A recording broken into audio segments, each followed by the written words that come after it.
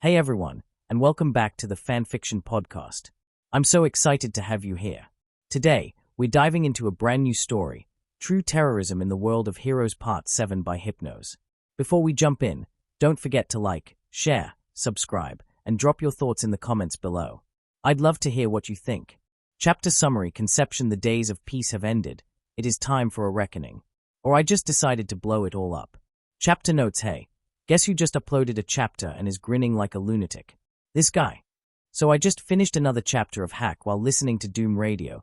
Yes, this is real to those who don't know it. Also spend most of the day working on this and literally beating my writer's block like the Doomslayer beat hell. Don't expect it to happen again. For all you know, the next chapter will come when the sun goes out. Also have read the latest MHA manga episodes, so a fair warning, I was kinda mad at Horikoshi-sensei for pulling what he pulled, but then I realized, this was all part of the plan. I've learned so much from these last chapters, including the name of the first user of One for All. Cool. Also, we see Izuku folding muscular like clean laundry after the mofo shoved a rock in his eye socket. Cool. Also All Might in his Ferrari and the chaos that came after the Meta Liberation War, which is hitting too close to home right now, at least for me. Won't say much, just that right now I might have too much free time in my hands, so I'll try to use it to advance in the next chapter. The last chapter, therefore the one with more violence because I am frustrated and I'm playing Kingdom Hearts 2 in critical mode because I hate myself. Can't wait for Sephiroth to fold me in one hit. Anyway, onto the chapter, now with fewer commas. Still with no beta because like the postal dude, I regret nothing, at least on this fic. I regret a lot of things in life. See the end of the chapter for more notes. Chapter 14. Conception. Izuku cracked his neck, letting out some accumulated stress out as he stood up from his chair and set the controller down as he turned the console off and the TV off as well. One more mission, he muttered as he walked out of his room, into the halls, and down the stairs of his family new home. It had been a week since their return from Island. The return to Japan had been with less fanfare than possible, considering what was to come next, the trials, and from what he had learned, things were getting heated. Because of the high number of accused, the trial hall could not have all of them in a single spot. Therefore the head honchos captured during the raid, B and her allies, would be present on the trial, while the others would see the trial via TV whenever they were being held. That was just one of the first and easiest hurdles they had to overcome. The rest was thanks to their lawyers. They were tossing everything they could to try and delay or outright cancel the trial, calling it unconstitutional to begin with, calling the fidelity of the proofs into question, that the actions of the heroes, police, and military was illegal and should not have been carried out, that the whole operation was a hodgepodge of mistakes, that paperwork was not properly filled, calling the sanity of the witnesses, aka his family, into question, that the premises where the raid occurred was privately owned and therefore they had no right to act as they did. Anything they could toss to delay or outright cause the trial to never to occur, therefore causing the liberation of every single captured due to preclusion. Suffice to say that the legal system was having none of it, considering that the majority of the captured were wanted people with rap sheets that ranged from theft as a minor offense to homicide and illegal Quirk usage and assault to officials and attempt of murder to an officer in service as the major offenses, not to mention collusion with a terrorist organization. Well, getting all in bars would be a great benefit for society as a whole. Of course, the Midoriyas had other concerns, namely where to live in the meantime. At least Izuku had those concerns, and Inko had shut those worries down fast. Apparently, his dad had decided that his family would not spend time in the streets, so he bought them a house. A small house, but still. It was a small suburban house, 2 floors, 3 bedrooms in the second floor, a living room, kitchen, bathroom, the whole 9 yard, all neatly packaged in a small, comfortable, utilitarian, like those houses in anime, but real. The first day there had been surreal, especially considering that most their stuff had been lost during Overhaul's attack to the apartment complex months ago, including his collection and, well, pretty much everything. Right now they were pretty much rebuilding that aspect. The house was sparely decorated, no photos on the walls, the furniture was something that came already thanks to Hisoshi, like the beds, and whatever decoration they had added was from what they had gotten back in Island. As he went downstairs, Izuku raised his hand, and such hand became ice solid. Then he began flexing the fingers there, seeing with some satisfaction how the ice acted as skin and moved without breaking. Cryomancy was so different that stasis. For one hand, cryomancy was pretty much freezing the air and humidity of the area to create ice, shoot it as a stream, or basically freeze something on contact. He could not manipulate ice like after shooting ice. He could manipulate it to become spiked or something. He needed to have contact with it, otherwise it didn't work. Stasis was pretty much the darkness within. He knew as much. Melissa had been right. It was his, and he should not be afraid of it, embracing the darkness within as he embraced the light outside. As a result, stasis was incredibly different than Sub-Zero's cryomancy. To start with, every time he used stasis, the ice he created was not ice. It wasn't cold to touch. It left a disturbing feeling upon touch, considering that it was darkness made physical. Then of course it would feel strange. Then there was the other aspects. Back in Island they tested stasis and cryomancy on several bots. The results were varied. Freezing something with cryomancy, like a bot, the bot in question still could transmit telemetry and was conscious within. But stasis, Melissa described it as dissociation. Any feelings the bot had, like telemetry, were cut immediately, creating an effect of being frozen in time, while everything around it kept moving onward. The bot was still aware inside a stasis freezing zone, but unlike being frozen by cryomancy, there was no damage unless the stasis ice was broken. Cryomancy carried all the dangers normal freezing could cause to a person, like frostbite and necrosis. Stasis only caused damage when the shell was broken. Making tools with cryomancy was way easier than with stasis. Of course, objects made with cryomancy were rather brittle, compared to whatever Izuku made with stasis, which amounted to the kamas the hunters used, the staff the warlocks used, and the oversized piece of stasis ice that the titans used to punch things, because of course they would. He had used their supers once, not because of their destructive, because honestly he was far more scared of what he did with cryomancy, but because stasis was more of a tactical tool when he came to actually break it down. Using the kamas silence and squall, he could actually demolish a mob with ease, freeze them with one and use the other for rather stubborn villains, as it actually tracked his opponents.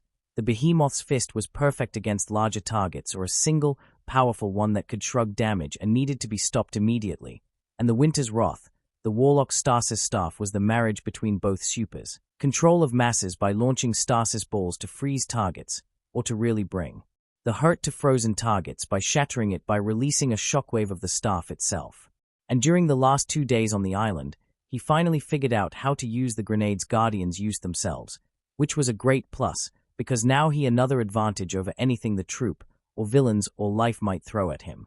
It had been so simple, and because it was that simple, he never considered it, only focusing on really complex solutions. All he had to do was, "Izuku, dear, can you run to the store real quick and get me some milk?" Inko called from the kitchen, finishing today's dinner, but needing something else. Izuku by his part looked at his mom, wrapped in an apron, readying dinner and her own bento for tomorrow when she goes to work, and surely Eri's lunch as well, because tomorrow Eri gets to go to school as well, and she looked as excited as any child would look at the prospect. "Sure thing, Mom. Anything else?" he asked as he reached for a nearby rack and put his braces on his wrists. Most houses have racks for umbrellas and coats. His has a rack for that, and his braces carved with glyphs to mess anything that might attack him. "Nothing else comes to mind, but take your cell phone for the discount code, and if I need anything else." With a small smile, Izuku patted Eri's head, who beamed at him. "Can you bring some apple juice?" she asked. "I'll see what I can bring, Eri. Maybe some orange. Can't have you having scurvy." She smiled at him, not really understanding what he meant, and nodded at his logic. "You got the discount codes for that?" Inko asked from the kitchen. "I got discounts for Mako's cereal brand and toilet paper, Mom. Don't worry, I won't spend the money on merchandise. There is this competition tomorrow and Imma gonna win it. Gonna restock my collection." And with that said, and hearing his mother sigh loudly, Izuku slipped out the home with a smile. The neighborhood they currently lived in was something quaint. There was not much to say about the place. Small houses like the ones they lived, the plaques that detailed the name the family lived in. He came to realize this was a small urbanization project. Houses like theirs were rare. It was cheaper and easier to make apartments buildings, easier to take advantage of the space and building vertically rather than horizontally. But it had been a project that a mayor of Musutafu had promised to make at least 30 years ago. The area had originally been an abandoned industrial sector that had been used by villains as a hideout, or a death trap for everyone, including themselves. The place was so dangerous that it actually contributed to Musutafu's former low criminal rate, as they would get hurt by living there, or die. When the place was demolished and made into a residential sector, well, criminals had to go somewhere. That somewhere, whenever it was way safer than where they used to live. And the rest is history, some say. As they no longer lived in such a dangerous sector, villains prospered, as in they didn't die because they stepped into a faulty floor and got impaled by rusty metal pieces. Izuku, by his part, kept his walk with a small smile. The residential sector was, in a way, tranquil, incredibly so. One could argue that this place was more an adult sector, as one would see more adults and elders mingling about.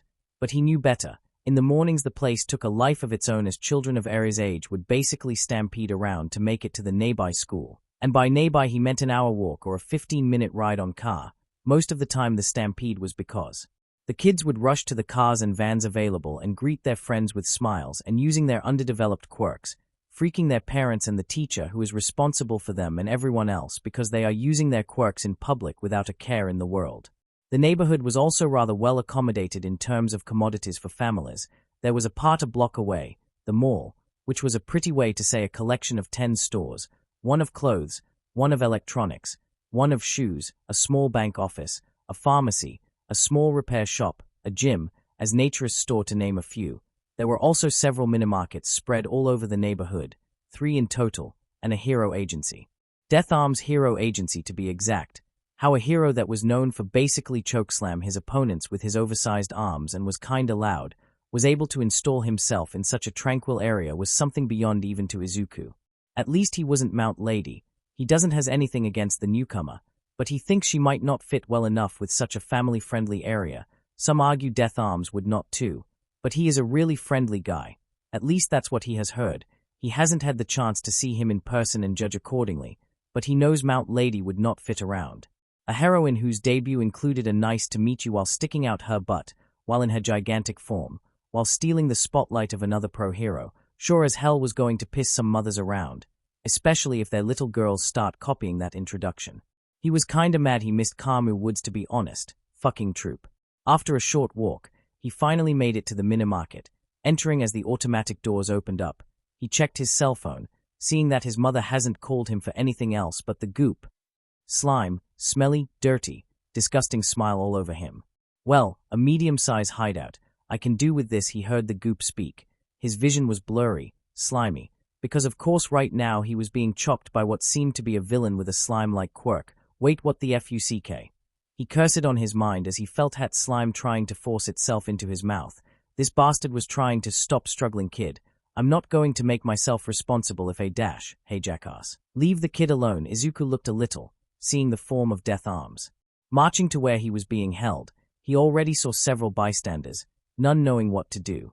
But Izuku knew what would happen now. Death Arms would engage, but limiting himself because A, there was a hostage, B, the villain in question seemed to have a quirk that would deny any kinetic-based attacks. Death Arms was pretty much at a disadvantage. One more step and I'll strangle the kid. Fat Arms, the sludge villain, threatened, tightening his hold over Izuku in general, which made Izuku kinda angry. Being interrupted of a chore sent by his mom, his position could be swapped by anyone. Which was bad for the sludge villain, because the sludge villain got him. In less than a second Izuku held 2 masses of slime, and then he let loose. Crack. For anyone watching it was quite a spectacle when the seemingly hostage situation was diffused because the villain suffered a case of spontaneous freezing, slime limbs frozen in the spot, all while the hostage seemed fine and was the source of the sudden cold snap. With a growl, Izuku forced himself out of the self-made prison of ice, looking back at the frozen villain, seeing that the only defining traits that he was a human once was his eyes and mouth, now frozen in surprise. Rolling his shoulders, Izuku huffed. Note to self, go for the eyes, Izuku muttered as Death Arms approached the frozen villain, tapped it a few times to see how solid the ice was, nodded, then reached for his cell phone and phoned for a police van to detain the villain and transport him to specialized facilities. Hey kid, Death Arms called, seeing Izuku go to the minimarket, making Izuku turn to him. Don't be making it a habit of ending situations like this for yourself. This is why we heroes train YA here. He called, scolded, reminded, making Izuku slightly smile. Yes sir, Izuku said, then smelled himself, cringing at the smell. Wonderful, now I gotta explain mom why I smell like sewage when she send me for milk. Death Arms actually snorted at that, seeing how civilians actually began to disperse, but not before some of them took selfies with the frozen villain.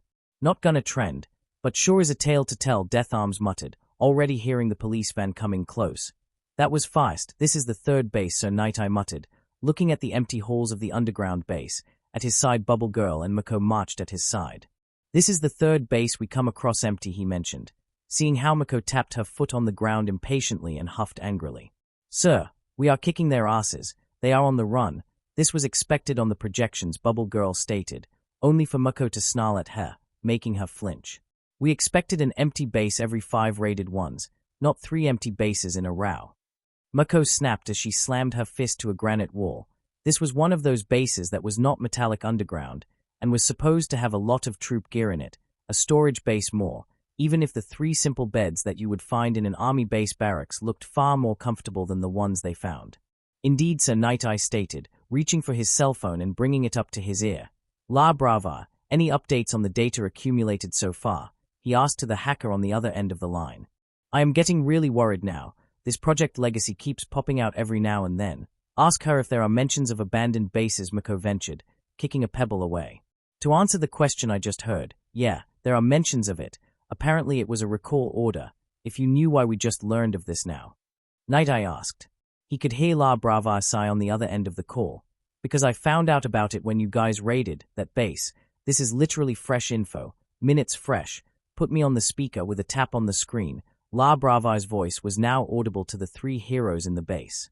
Okay, this recall order came about 2 months ago. It's countrywide, a strange recall order of resources and manpower, leaving some, they call it expendables, behind, back to their base, which seems to be moving around because I have at the very least 5 complete coordinates, all at random, around Japan and its waters. Did those fuckers made an island kind of base?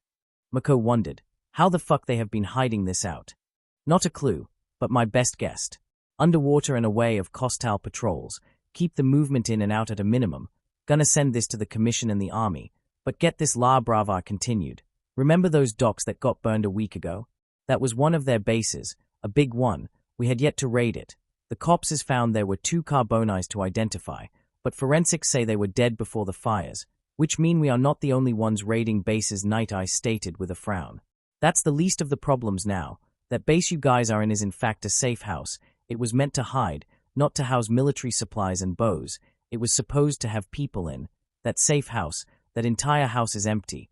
Either they were part of the recall order, or they escaped, which is bad in either case, Night Eye said, looking at Bubble Girl. What the neighbors said about the house, the occupants.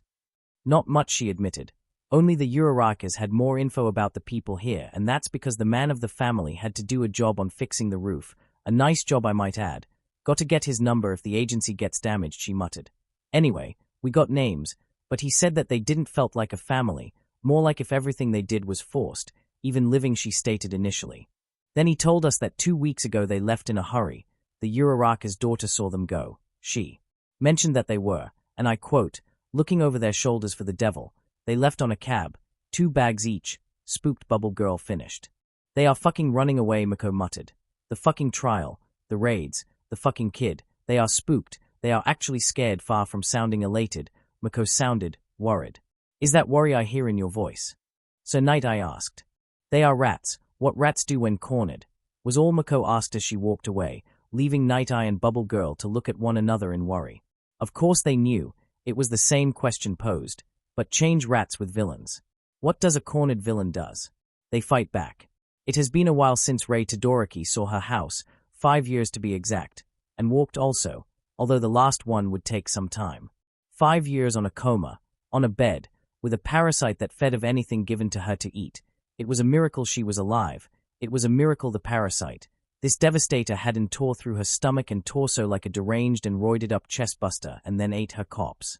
It was sheer luck that the doctors that had treated kept the secret of what she had for 5 years off her husband, and it was a miracle he didn't kill them for it. But Endeavor wasn't stupid, and neither was she. Many would debate that. But killing the people that kept your wife from dying a horrible death was a bad idea, especially if these people treated you as well whenever you got hurt in hero work. Never mind the fact your wife was pretty much an experiment and a study case of a devastator embryo and how to discover one, treat it and eventually remove it. They never got to the last part. Devastator embryos tended to tie themselves to the nervous system of a host. Sleeping, trying an extirpation or any kind of operation was a bad idea because they were asleep. They would go berserk if that occurred, and kill the host and the doctors. It had happened before. Rei wasn't the first case of a devastator found on a human. She was the first to survive more than a week. A week and an extra day was a miracle in on itself. 5 years was a medical impossibility. But with what was done to her to ensure this, there was some hope that a case like her could be reverted, if they could discover what chemicals were used to make her vomit the Devastator out. Her throat still ached. Honestly, she was lucky in all accounts. She knew this. Her husband knew this. The doctors knew this. Just a little further, Enji reminded her from behind. While wheeling her back home, the wheelchair would be necessary for the upcoming year at the very least. Whatever was done to her to take the Devastator out had ensured that it would nearly leave her empty of any nutrients. She would have to spend time on a bed, again. But this time she would be conscious. She would have to eat healthy, have several therapy sessions to ensure she could walk again. The atrophy on her body in general would ensure she would spend at least 3 years in exercises and a strict diet to recover her body and muscle mass prior to, well, everything. Looking back, she saw her husband, not using his quirk and lighting his face on fire for once, without his hero costume underneath his clothes, just Enji, wheeling her back home. She bit her lips slightly. If Enji finds out what had provoked the fires in the ward she had been 5 years ago, he would flip and have a damn emotional breakdown. She would now. She had won that night. One of the reasons, she believes, that T-Doll had been able to win a fight against that by all reason, should had lost. Cold and T-Dolls don't get along at all. Thank you, Enji, she rasped. She would need to drink a lot, water and infusions. Her throat was a mess. If she could talk, it was because Lady Luck was apparently her biological mother and not the one she knew for most of her life. Anything I should be aware, she rasped. Enji hummed. Well, Natsuo is still Natsuo. Of all the things he had to inherit from me, he had to inherit being stubborn. He also has a girlfriend and is studying medicine, he said somewhat fondly. And Shoto, she rasped. He is. Okay, he doesn't blame you for what happened. If you're wondering, what happened 5 years ago was an eye-opener for all of us. He visited you as much as I did, expect a hug, and him smelling of soba. Rei actually chuckled.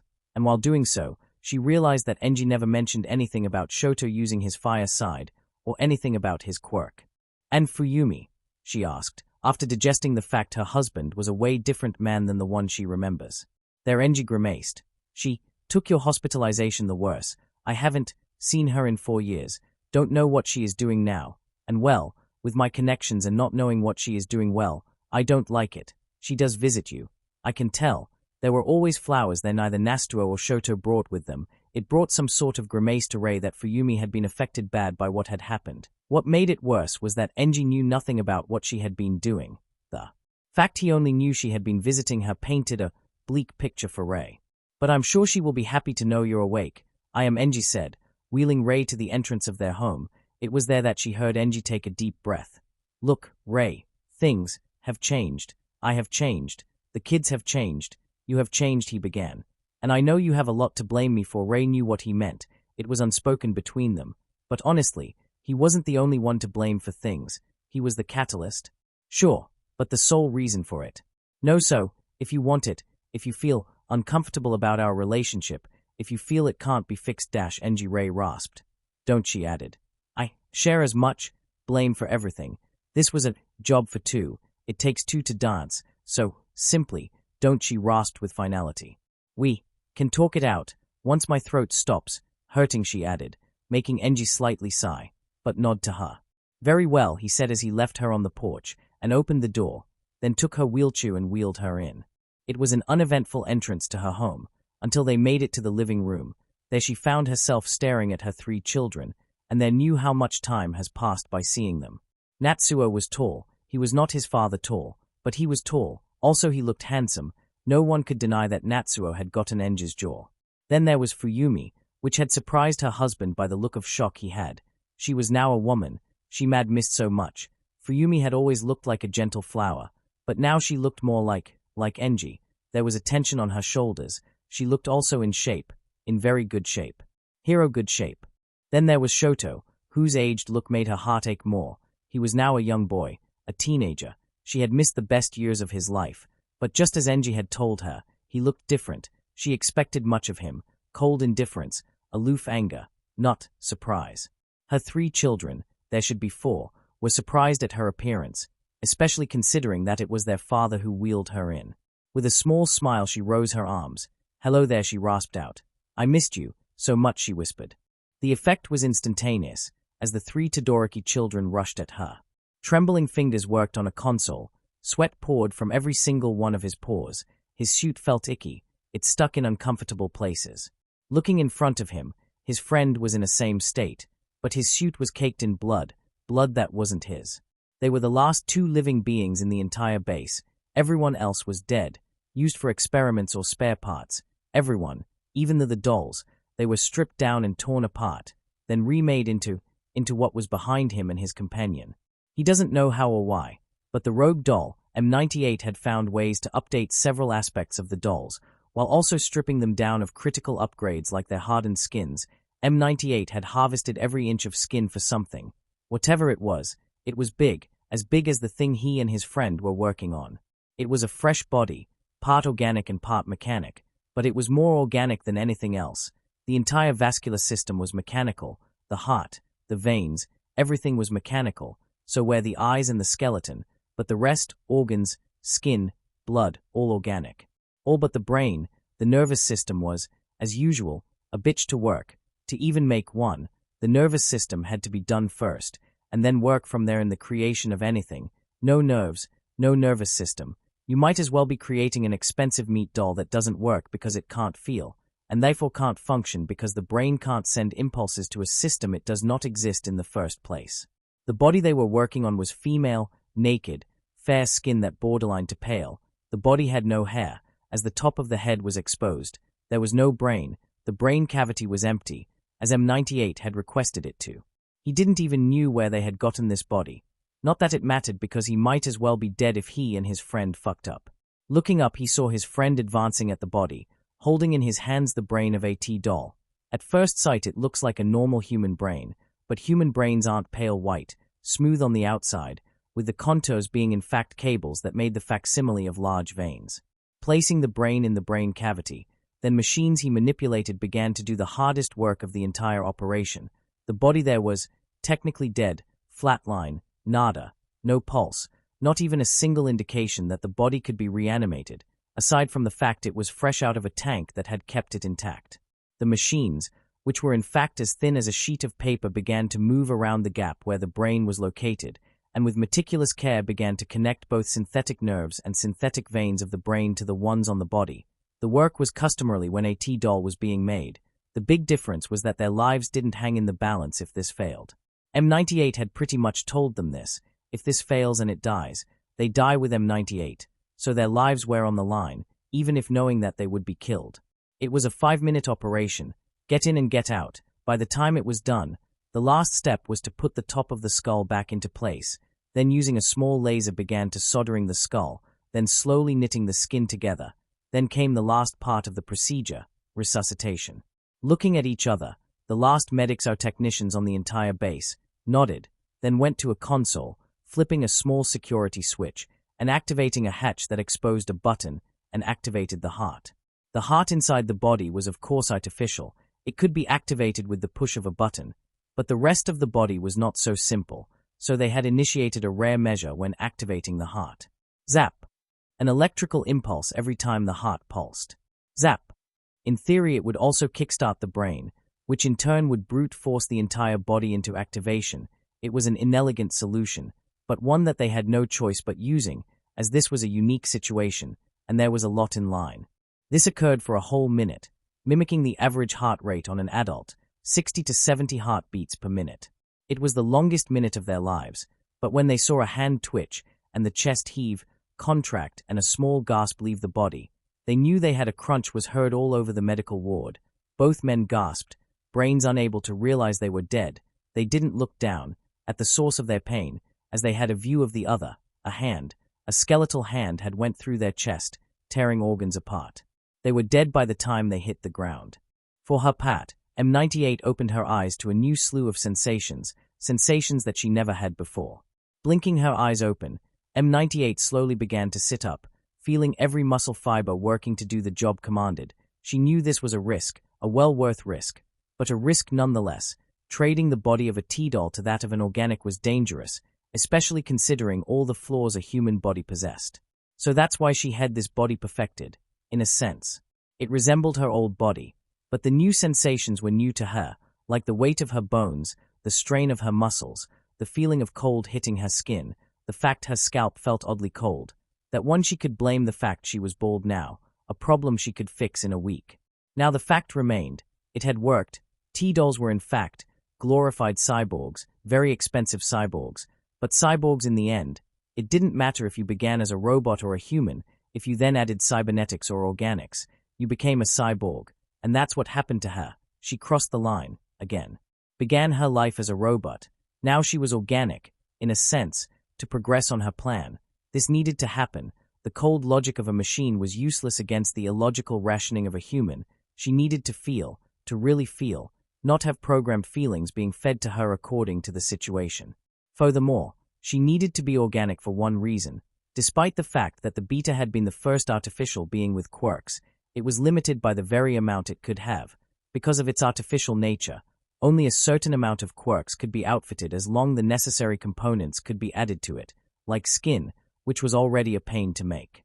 This was discovered after the fatal encounter against Leviathan. They tried to improve upon the design, but simply couldn't because of the very nature of beta, an artificial being. Also there was the combat data. Beta used the quirks outfitted to it in a linear manner, never in a creative manner, no improvisation, no ingenuity, just the cold logic of what could work, and if it works keep using it, not improve upon the use or give it a spin to it. Then there was the quirks themselves. Inorganic beings couldn't use them, couldn't have them. As a result they had used the organic parts that a doll had to attach quirks. The process had been hard, but it had worked, to an extent. Eventually there had to be improvements because you couldn't simply slap quirks to something and hope for the best. They tried that with the beta and the blood samples acquired. That worked so fine in the end. The beta was less than slag sitting in one of the storage facilities on the base, waiting to be moved to their main base in Europe for a proper study. All this, because a kid had tore through them with a vicious streak that made their meanest lickers look like tame puppies, destroyed their most experienced T-dolls without much as a blink and moving into something else and had pushed them into the edge, all while the heroes blindsided them. This was not revolution, it was revelation. This needed to happen. The troop would not advance in their goals unless something was done. A man chooses, a slave obeys, and right now the troop are slaves to their own agendas. This was the revelation Leviathan brought on her that night when he and his family escaped. It was a painful revelation. Nightmares haunted her for her failure. How had she been more flexible instead of rigid she would have stopped him. How the cold logic of the troop while handling prisoners and overconfidence had led to the worst raid in over 20 years and was about to bring more headaches that needed. She knew well enough that every single crime syndicate in Japan, no, not just Japan, but Asia was watching this trial. Honestly, the Japanese government didn't know this, but those they captured had ties with other organizations across the sea. It was few, very few, but they will learn about this, and in turn learn about the tentacles of such organizations on their borders. Honestly, drug trafficking was about the tamest of crimes they had committed, human trafficking. Or better said, quirk trafficking was one of the newest crimes that were committed in the advent of quirks, warlords, and criminals wanting to breed a powerful slave or create a powerful legacy. Most of those operations were carried by the troop to have a sizable stock of test subjects. In fact, the last one had been the one where Jiraiya Honda had fucked up the entire operation.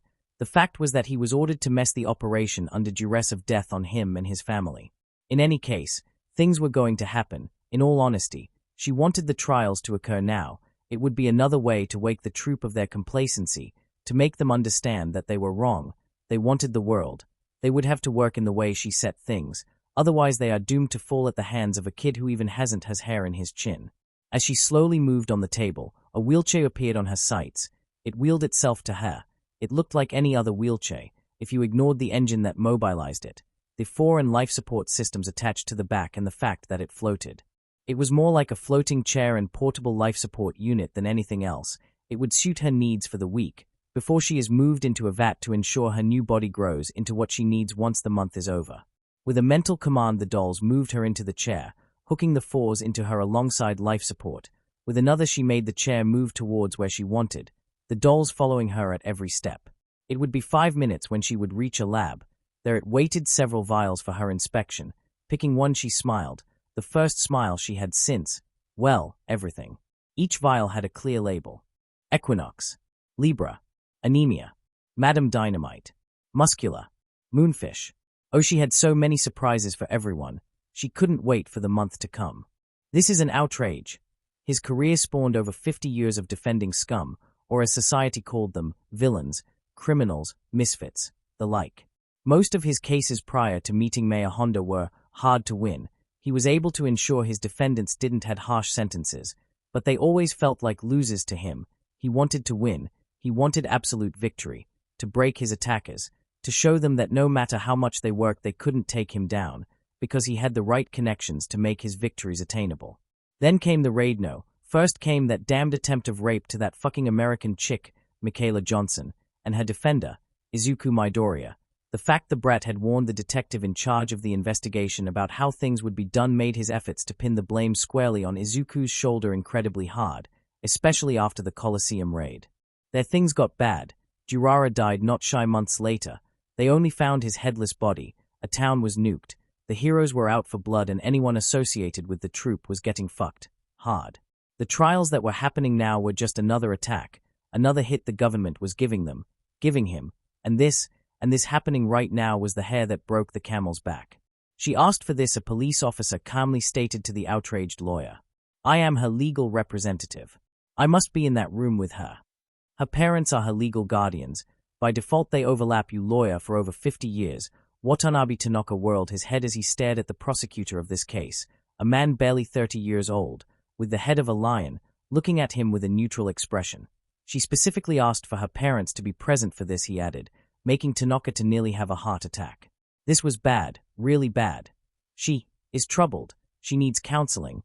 Whatever she might be saying is affected by her emotional state, Tanaka stated, losing all form of bravado from before. He knew why, of course.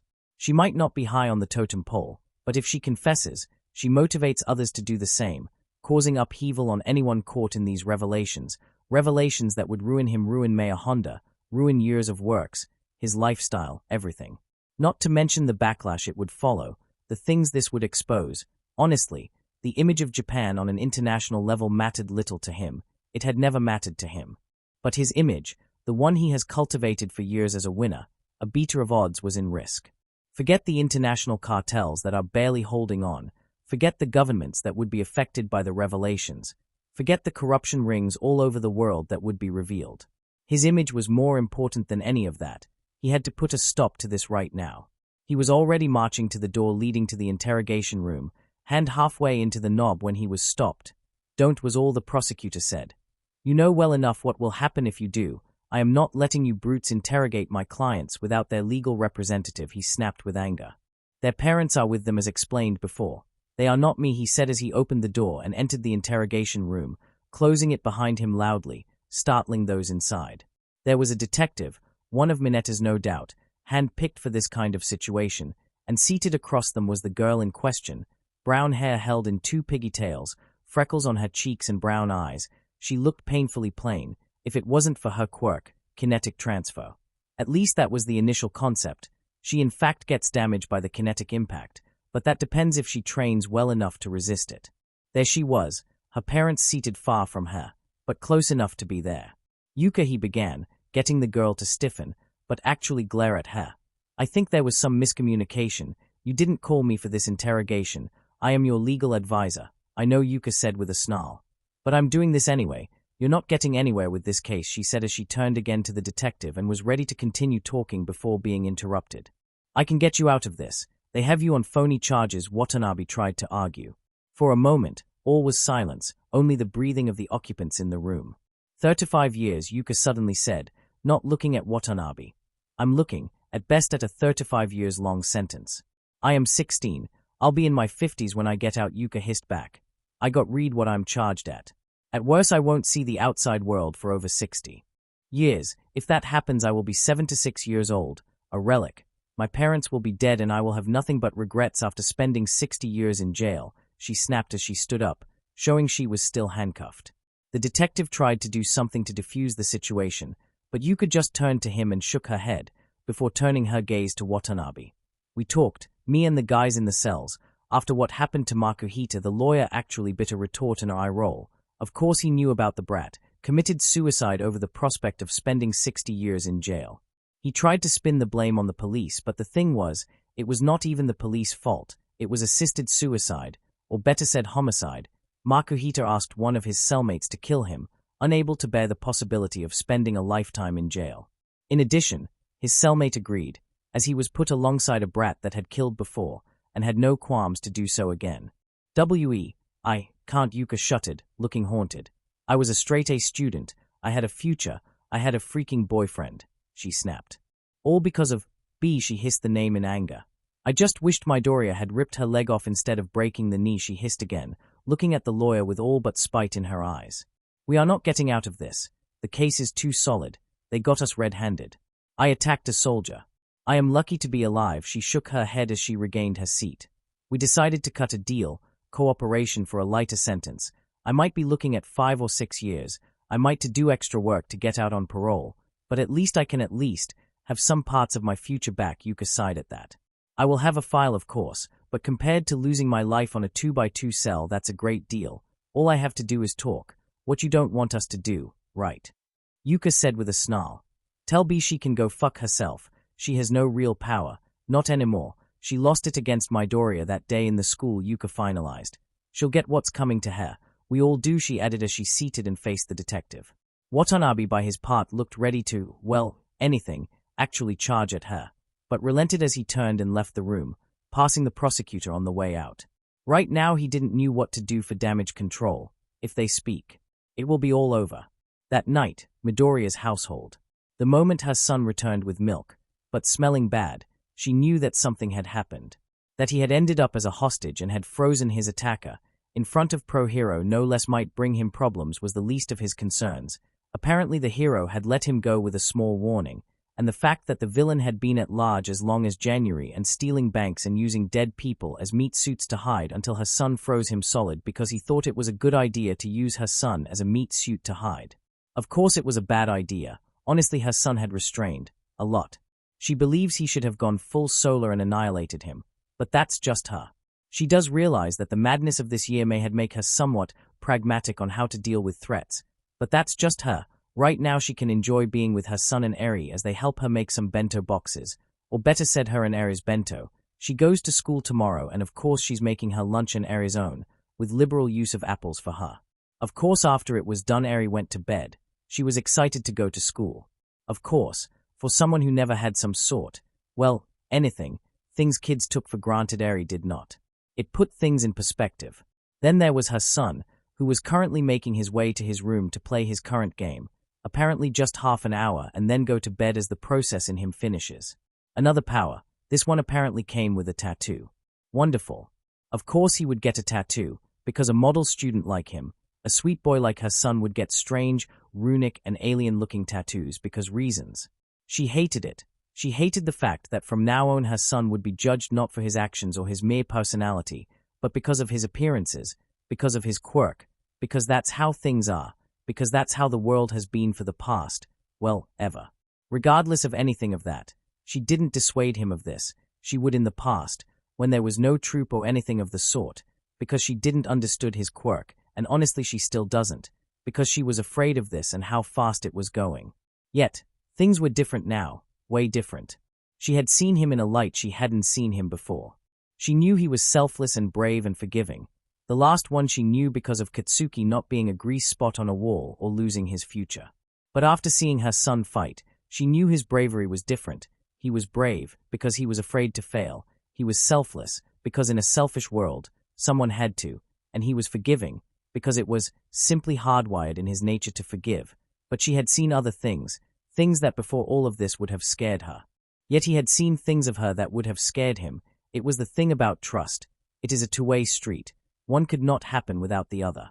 Walking to his room, she saw him there, seated on his bed, because, in his words, there is no better seat than the bed, using the wall to keep his back straight as he played his latest game. Dishined was it. Shaking her head, she knocked the door as she poked her head and she saw her son pause the game and turn to her with a small smile on his lips. Remember to turn early, Izuku. You still need to escort me and Eri-chan to work and school, she teased with a smile, one her son mimicked. He had so much time in his hands now that he practically did not know what to do with it, aside from training, which was a must. Much of his powers were so new that required constant training to use, or at the very least not to end up killing someone. He knew how to cook at least, so lunch was no issue. He would have to learn some variety. Good thing she taught him how to cook, a way to distract him of, well, the 10 years of the world trying to make him kneel. I will mom. Basically, this is just half an hour of sneaking, going for the low chaos ending, the good ending, so no killing. God, I love this game. Izuku uttered the last part with a smile as he returned to his game. She quietly closed the door after wishing him a good night and went to her one room, getting ready to sleep. Once on the bed, Inko rolled her right side and reached for the nightstand on the side and opened the cabinet. There she reached and pulled a single ID. Of course, this was no simple ID. This was a gun permit. Japan had, and still does have, very strict gun rules, so strict in fact that getting a permit was an odyssey in on itself, and the very few weapon stores were both heavily regulated and guarded. Mostly the first, because even if you get a permit, after passing all the tests, you were only allowed to own small firearms. In the past you could own a rifle and a shotgun, provided you could provide the reasons to. Nowadays quirks took their places, especially in rural areas where pests and dangerous animals still live. Most of the times the stories of someone basically flattening a wolf with their quirks is no, and nothing is done to them because they were defending themselves against a credible threat. Thanks to some friends, namely military connections, that had learned that she had been involved in the mess that currently had Japan, had pulled some strings to get her a permit, and tomorrow, after work, she would head to a shop where her request was waiting for her, which she would have to put together there. In front of Frost, because Magma Dragoon could not be there, it had been hard to explain to them about this. Okay, maybe not so much, but still she had to. She worked as the accountant of the agency, and she was the only person in the entire agency that had a gun. Then again, everyone had licenses to use their quirks, so there was a moot point there. Also, she had a crazy terrorist organization gunning on her, so it was only fair she could gun them down if they wanted a fight. The highly illegal bullets she would get, because of course she would get illegal bullets, would help too. What? The troop employ illegal experiments. It's only fair to employ illegal ammunition to take them down. As she looked at the permit, then put it in on the nightstand to pick up tomorrow, she also got her cell phone ready. Eri in a kindergarten uniform looked simply adorable, so she was going to take as many pictures of her as possible alongside Izuku. The next day, Izuku kissed his mother on the cheeks as she took the train to work, waving her goodbye. He waited until the doors closed and the train departed from the station. With a sigh, Izuku prepared himself for the day ahead. Pulling his cell phone, he smiled at the picture of him kneeling alongside Eri, the little one clad in a kindergarten blue uniform and the yellow hat on her head, all while was clad in a pair of loose pants and a black t-shirt he got in Island with the emblem of the Special Tactics and Rescue Service logo, or STARS, in the front, both smiling. With a sigh, he flipped through a small app that he got to plan for the day, and slightly frowned. He had pretty much time up until noon, when he begins making lunch dinner because Eri and Mom are going to eat at work and school, but before he had pretty much nothing to do. He could play Final Fantasy 15 and start crunching things. He is in Chapter 10, quite a jump from where he was back when he was hiding with the pussycats, but that plan died down when he felt the ache on his left hand come again, this time less pronounced to the one that came as the day began. Looking at the back of his left hand, he spotted the mark of the outsider. The black mark written under his skin ached, a reminder that he now had the powers of Emily. He didn't felt like getting Corvo's powers, because 1, he needed some extra stealth. Emily's power set was just what the doctor ordered. 2nd, he wasn't too comfortable with the fact if he got Corvo's powers he would get to summon diseased rats and start a plague. He was already iffy with the fact the troop created creatures that needed a virus that could raise the dead. So yeah, Emily's powers were the best route for him and everyone else. Besides, he could turn into a shadow being and move like a demented licker. That was infinitely cooler than anything Corvo could do. No one tended to look upwards, and being composed of shadows, it would be a perfect fit for stealth missions. Now came the real issue. Where to go to train such powers? Or anything for that matter. Izuku has lived all his life on Musutafu, but with all honesty he can say he doesn't know where to go in that regard. He could go to the beach, Dagobah Beach, which is a dump, would be a perfect place to train, but the issue remained. There was trash, flammable trash. One wrong pyrokinesis, one slip hammer of Sol, one mistaken blast of fire breath, and well, fire. Okay, maybe now he comes to the realization that many don't come to when wondering why hero schools are so big and retired from anything resembling houses. A stray quirk could end up in a lawsuit at best or a death at worst. Honestly, he wasn't looking forward to train with his light or stasis for the moment, maybe cryokinesis and improve on the glyphs he had, add something extra and explore what he could do with the rest. train with the mark of the outsider, his least environmental damaging power of them all, aside from blade mode, and his zoanthrope form. It was on his walk home when he saw it. It caught his attention, a small, abandoned lot that at one point must have been cleared for construction of either a house or a small office building. There were large concrete water pipes ready to be put. There was even a backhoe parked inside the lot, alongside several power lines that were connected to nothing, just rolled together and laying there. It was an innocent empty lot that has not been used at all, ready for development by the city. If you ignore the fact the water pipes had moss on them, the backhoe was covered in rust and seemed a bad blow away from falling into rusty pieces, and the power lines were now used as some sort of obstacle course to navigate and were tied to several spots around the lot to ensure this. In fact, most of the abandoned equipment looked repurposed to be part of an obstacle course. The grass has been pretty much wore down to sand and gravel. It looked perfect. The lot seemed to have become a training ground, and whoever had turned it into a training ground had taken great pains into doing so. "This is perfect," Izuku uttered, pulling his cell phone and opening the map app, instantly marking the place on the app. This place was perfect for mobility training. It was perfect to train shadow walk and far reach. Heck, it was even good enough to train the other abilities he had, Blink and his unusual agility and strength as a conduit. In Island he trained more the emitter aspects of his quirks, which meant he exercised a lot his powers and strength but not his overall agility. He knew why this happened, of course. They needed to test his limits, how much he could use, how hard he could punch, how much he could lift without strain, how he compared to other heroes in terms of power. Melissa pretty much had told him this. In terms of firepower alone, he was more than capable of overcoming her Uncle Might, which in on itself was incredible. But when you can summon a gun that shoots solar flares, well, that is a given. In the strength department, he really doubts he could ever compare to All Might.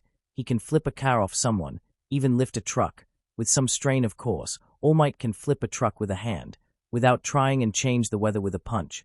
Meanwhile he can, without using his fists of havoc, dent heavily a car engine and damage a refrigerator door. But agility, he was lacking. He would be lying if he said he was vertically aware. He kinda sucked at it. He need more spatial awareness, to move in all directions. That is why he eventually got the mark of the outsider. Some might say that the powers it offered were far better for stealth and underground heroes, but Izuku is nothing but adaptive. He would learn how to move in all directions, to dodge. Just because he had the endurance of a conduit did not mean he was invincible. He had to be careful. Being a hero nerd meant he learned both the good and bad of heroics, and the bad was, sometimes the hero does not come back. So he had to be ready for that. For someone needs him, let it be civilian or hero, he'll be ready for such moment. As he walked away, he wondered who had made the course here, and how his family was doing. He hoped they were having a good day. Okay, so, what the heck? Gran Torino had been a hero of the Silver Era, as the time when heroes began to appear in mass. He could be considered the oldest hero around. The only other two heroes that could match him in age would be Recovery Girl and Yoroi Musha. He was also one of the few living beings who had met more than one user of One for All. Number 7 Nana Shimura, a dear friend of his, and Number 8, Yagi Toshinori, Nana's chosen successor. So he was about one of the few people that knew One for All better than the user. He was also among those who disapproved some of Yagi's choices these past months. Don't get him wrong, he understands them, most of them. Telling David Shield about One for All was a calculated choice, especially since no one has studied the ancient Quirk in detail. Of course that came with the caveat that so said Quirk was affected at one point by another strange Quirk. Then came to the fact he also told Melissa Shield he didn't had anything against the girl because he didn't knew her, so he honestly could not judge her in lieu of that, only that he hoped she would keep her mouth shut. That and she apparently was working on a training method for the next user of One for All thanks to the last person. Izuku Midoriya. Again, he didn't knew the brat, only that he was nature's answer to All for One. In a sense, if All for One can steal quirks and become so broken, then here's a quirk that can copy and paste strange fictional powers into a person and make that person possibly able to face against All for One and possibly win. It was that very quirk that seemed to had some sort of effect on One for All, as Yagi right now was telling him. I keep hearing her voice, Yagi began. At first I thought it was just me memoizing her voice after what happened in the hospital with young Midoriya, but now I keep hearing her, he continued, her skinny form showing well enough how distressed he was. Do you hear her when you go on the raids? Gran Torino asked, seeing his former student shake his head. No, I think this is what she meant. The echoes of past wielders. They must be aware. SHE must be aware what's going on and leave me alone when I'm heroing. But Yagi uttered. They had never communicated with you, Gran Torino said simply. In over 40 years, this is the first time you had contact with the echoes. It's one-sided, but it's there, Yagi nodded. It all began when young Midoriya used his void light, as he called it. Yagi stated. Hax's powers are so alien in nature that they would interact with no issue with One for All, and it worries me. Worry? About what? The way you speak about the boy, I get the impression he didn't meant it, Gran Torino explained. He didn't, but if this happened with One for All, what about All for One? Gran sighed at that. Of course he would worry about that. First off, All for One is dead. We never found the body. You caved his head like a watermelon. We found pieces of his brain on the crater your fist made with his head and a freaking eyeball. If he's not dead, then he's working with less brain cells than anyone should and therefore handicapped. But my belief is that he's dead as a motherfucker, Gran Torino stated firmly. What we have to do now, however, is figure out why Nana is calling you. After 40 years she's somehow communicating, and the kid seems to be the key for this little enigma, Gran stated simply, making Yagi to frown. I really don't want to bring him into this, Yagi confessed, only to see Gran shaking his head. You already did the moment you told him about One for All. Best case scenario now is that he can replicate what he did in the hospital and allow us to talk to Nana again. You just want to talk to her, don't you? Brat, you're on the same boat. Touché, but also fuck you. Gran Torino actually smirked at that. All this time, and it's the first time I hear you curse at me. Yagi seemed to agree on this with a small smile. I have some free time in 2 days. The raids are getting police only now. There seems to be many of them empty, and the HPSC is recalling the heroes back into their original positions until further notice. Gran seemed troubled by this as he rubbed his chin. That's suspect. To leave entire bases abandoned and with material lying around, Gran wondered, looking at Yagi in the eyes. In 2 days. 2 days we go. I want to see how the kid does this. He might not be All for One, but he is now tied to this. Whenever he wants it or not, Gran Torino spoke as he slowly stood up from the seat and began to walk away. Yagi simply sighed. It was simple to say that Gran Torino has not been the one accosted by the voice of his former mentor and friend.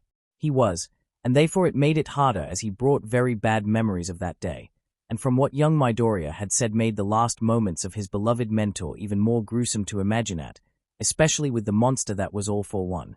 You know Mirai will want to be there too, Yagi called out, making Gran to roll his eyes. Of course I know, it involves One for All and possibly his protege, Gran Torino spoke. That's why it's better he's not there, he added with a smirk. Excuse me. You heard me, brat. Mirai has a laser sight things kind of view. If the kid somehow is able to make Nana talk from beyond, then stands to reason Mirai would want to know as much as possible about One for All. Things Nana never learned until she, died, Torino said with a frown. So is in our best interests that he doesn't come to this meeting. Besides, I think he still has to work to do, the Yakuza and Aldera cases if I'm not wrong. He does, Yagi stated simply. But he's gonna be angry at this. Gran Torino just PTTF like a child not caring about the consequences. Does it looks like I care? Hey, no. It wasn't a question, Yagi. Matter of fact, I don't. Thing is that an old man and a walking skeleton draw less attention than All Might and an old man in hero gear going into a kid's house. You can tell Mirai how it went later, but this needs discretion and above all tact. One for All is a mystery even to this day. If the kid's quirk is the only safe way to crack those secrets, then so be it. But this is a thing that must be done. Hush hush, Gran Torino spoke. All for One might be dead, but he casted a large shadow, and there are those who are willing to step into that shadow to try and overshadow its former owner 2 days later. Izuku, for all that he knew about heroics, had forgotten one of the most important aspects of heroics, aside saving lives and inspiring hope. The costume. While it was true he still had time for that, and had no idea how the procedure on how to make a hero suit worked, let alone commission one, but he knew that it all began in a sketch, which was hard as hell. Heroes by design tended to take something from pretty much everything and turn it into their identity. Wash was an example of it, as he took a damned washing machine and made it his persona, Wash the washing hero, who washes crime and rescues you and leaves you shining. Some identities and costumes were easy to make. Mako had it easy, kinda. She worked on her sexuality and the fact she was pretty much a walking fetish. Dark skin, rabbit ears and tail, fit and toned, took shit for no one, kicked ass and took names. Yeah, she hit all the check marks.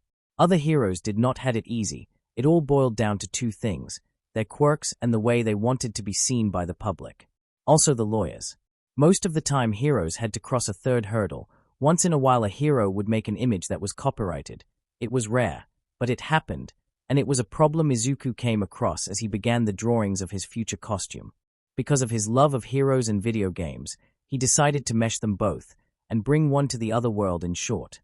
The first 2 attempts fell flat on their faces thanks to a single thing: they were already in use. At first he had wanted to pay homage to Final Fantasy and what he had become by taking on the colors of the Red Mage, jack of all trades, master of none. That was what he had become, and the Red Mage was just the perfect fit for it. Problem was there was already a hero rocking the colors and cloak of the Red Mage. The hero from the United Kingdom, the Crimson Fencer, a legacy hero at that. The current Crimson Fencer IV, the first girl on the family to take on the mantle, and currently number 2 hero on the United Kingdom. She had made modifications to the original scheme wore by her father, her grandfather, and great-grandfather, but it remained basically the same as the one in the game and the one Izuku had tried to use. The look of a musketeer with a feathered hat and a cloak. Suffice to say it would not fly, aside from the fact that the look was actually copyrighted by her family, so her family was about the only group of people that could legally wear the looks for combat. Not even changing colors would help. It was tried before with a hero from Spain that was known as the Black Fox, who was basically a mirror copy of El Zorro, even down to the saber it used. The lawyers of both heroes got into a fight over that, not a legal one, an actual fisticuffs fight. Apparently they didn't each other, and in the hopes to end the problem before it escalated, the 2 heroes had decided to come to an agreement and change in their uniforms to prevent this from happening again. Then Izuku had decided to go for an armored look. What? Ingenium made it happen. Again, he came with issues, mostly because the look he wanted was the one of a beloved South American hero. The Green Bomber of Bolivia, Bombardero, another legacy hero whose hero costume bore a striking resemblance to Freaking X, from Rockman X, only that he was a rescue hero, not a hunter. He stalked the forests and borders of his natal Bolivia and pretty much became the bane of poachers and drug laboratories, alongside militias that were born out of an attempt of the troop to destabilize the country years ago and were yet to be stamped and decried. The use of quirks were religious and political fanatics and were not shy to burn their own land to make a point. So yeah, 2 attempts to make it happen, and he had come to the conclusion that he would have to go medieval, literally. Meaning he would have to mesh things and hope for the best, because right now there is the issue of his body gaining mass whenever he transforms. There are mutant-friendly clothes, but costumes are a different beast. He would have to be very specific with what he wants. So far he has the head, or to be more precise a helmet. The Dragonborn's iron helmet to be precise, with 2 holes on top of it for bunny ears and lenses to protect the eye slits because reason. When in doubt, quote Mr. Torg. But that was all he could come up as a costume. True, he had a sketch of a one-piece jumpsuit with a hood and a mask that resembled too much to All Might, or at least it looked like that. Now that he looked at it closely, his sketch looked more like a psychotic cartoon rabbit than a hero costume. Maybe I could integrate them both, ditch the hood and add the mask somehow into the helmet, make it more modern ding-dong. Looking back, Izuku blinked as the doorbell on the house rang. Wondering who could that be, he left his room and headed to the door. Yes? Who is it? Izuku called from the other end of the door, then looked from the peephole, because you can't never be too cautious. There he spotted the gaunt figure of All Might, dressed in that fabulous yellow mustard suit of his. Who the hell is that old guy behind All Might? Opening the door, Izuku was floored when both men entered almost instantly, glancing behind them with some apprehension. Sorry young Midoriya, we have to rush in, but we gave recovery girl the slip. The hidden symbol of peace replied. That woman's still scary after all these years, the old, short man replied with a small shudder as All Might scoffed at him. Keep this secret, you say, yet you can't keep your mouth shut in her presence. I can't say no to her, and that needle of hers, Izuku called. What's going on? He asked, looking at both men in his home as he closed the door behind him. Again, so sorry to barge in so suddenly young Midoriya, but we need your help, All Might said with a small frown. Help with what exactly? Izuku wondered as he saw both men seat on the sofa. Remember, 4 months ago when your void light interacted around and we heard voices that weren't there? All Might asked, making Izuku blink at that. Man, it has been 4 months after that, nearly forgot, but yeah I do, Izuku stated. Well, the old man said with a small sneer directed at All Might. This dumbass forgot to tell you to who that voice belonged to. I'm sure he didn't because of the very nature of one for all, the old man said. Torino-sensei, don't be so harsh now, he barely understands, and he owns the quirk that can make one for all talk, I can what? Izuku asked with some amazement. Since when? Apparently 4 months ago, an affected one for all, because Knucklehead here can hear Nana calling him out, the newly named Torino said with a scoff that edged with a smile. N.A., Nana Shimura. Nanamite, you're giving Mirio a haunted quirk. It's not haunted, young Midoriya. It's speaking with the voice of your dead mentor. A person who has been dead for over 40 years. 38 to be exact, Torino muttered, rubbing his temples. Look, brat, Yagi here thinks you're about the only person Hat can make head or tails of the situation and make one for all talk completely because so far all he had heard has been his name repeated on a loop, Torino said. Izuku rubbed his forehead at that revelation. Void light, of course, he muttered. A power that stands between planes. It would explain so much, yet it doesn't explain why you're the only one hearing it now when everyone on the room heard her voice 4 months ago, Izuku muttered to himself, then seemed to brighten up. Unless, me using the well of radiance to heal you, the light itself. A force that basically outshines one for all by the mere fact it exists and ignores predetermined rules set by quirks, Izuku added. What? Grand Torino wondered. But is not enough, Izuku suddenly said. If this has been happening even after you left Island 3 months ago and no one else has been hearing this, then it means that the light is not enough. It awoke something within one for all, but is not enough. It requires something else, Izuku said, his eyes focused yet not aimed at anything in particular. I'm going to try something, but this is highly experimental, Izuku said, taking several steps. All Might, I want you to power up. Now that caught All Might's attention. What for, young Midoriya? I'm going to use one of my shouts, one I believed I could not use due to the fact the place does not exist. But considering what you have been saying about Nanamite and One for All, it's worth a try, Izuku explained to the symbol of peace. Seeing that Izuku had, sorta, a plan, All Might did as told, instantly bulking out, nodding at this, Izuku a deep breath. Mul Qahdiv, he shouted, enveloping himself in an ethereal dragon armor and freaking Grand Torino. Then after it was done, he took a second breath. Hun call Zor. Thump. Jesus Christ. Sarahiko Torino would swear to the day of his death that he didn't scream like a banshee and jump to the ceiling when fucking Nana Shimura basically emerged from the freaking ether and landed on her butt. He would swear on his life that Yagi jumped off the sofa like a spooked cat. Holy, it worked. I'm a freaking necromancer, Izuku uttered with some shock upon seeing the dead woman, on her butt, on the floor, looking as confused as he as, not as spooked as All Might and Torino was. The woman in question actually looked around, spotting Yagi, then spotting Grand Torino, then seeing Izuku, and then looking at her hands that were emitting a small wisp of energy that seemed like gas. Sensei, the voice of All Might made her turn around, and right there and there, Nana Shimura knew she wasn't within One for All anymore. Yagakuen? Nana asked as she slowly stood up, once on her feet. She took a deep breath and began to pat herself. I'm alive. I'm dead, but alive. Ho-u-u-f-f-f-f. Sensei. Izuku nearly had his jaw dislocate from his face when he saw All Might cry like a baby as he hugged the large woman, swinging her around in happiness. Nana, is that you? Grand Torino asked, catching the attention of the woman. Sora. Oh my god, she said, looking at the small elder. You got small, the elder man smirked, yet Izuku could see tears forming on his eyes. And you're as tactful as ever, he said as he approached her. Her gaze softened as she patted the extended hand of the old man. Then her gaze focused on the glowing Izuku, who just stared with a shocked look. Hi, she said. That seemed to spur something in Izuku. Not what they expected, of course. Nanamite, the strongest heroine, a pen, Izuku began, patting himself, hard. A pen, a notebook, a pen, a notebook. My soul for a pen and paper. Young Midoriya. All Might asked, somewhat concerned. I have the resurrected form of Nanamite on my living room, and I'm not asking her for an autograph. She's not leaving to the ether yet. Izuku snapped as he turned and ran to what they assumed was his room. Hey, he cute, Nana said with a small smile, like a small gerbil overdosing on caffeine. That gerbil shouted you into existence, Sora said in a deadpan tone. Why I can't find a pen? The house shook at his shout, making them all blink. Okay, find a pen before he shouts the house down, both men nodded at that.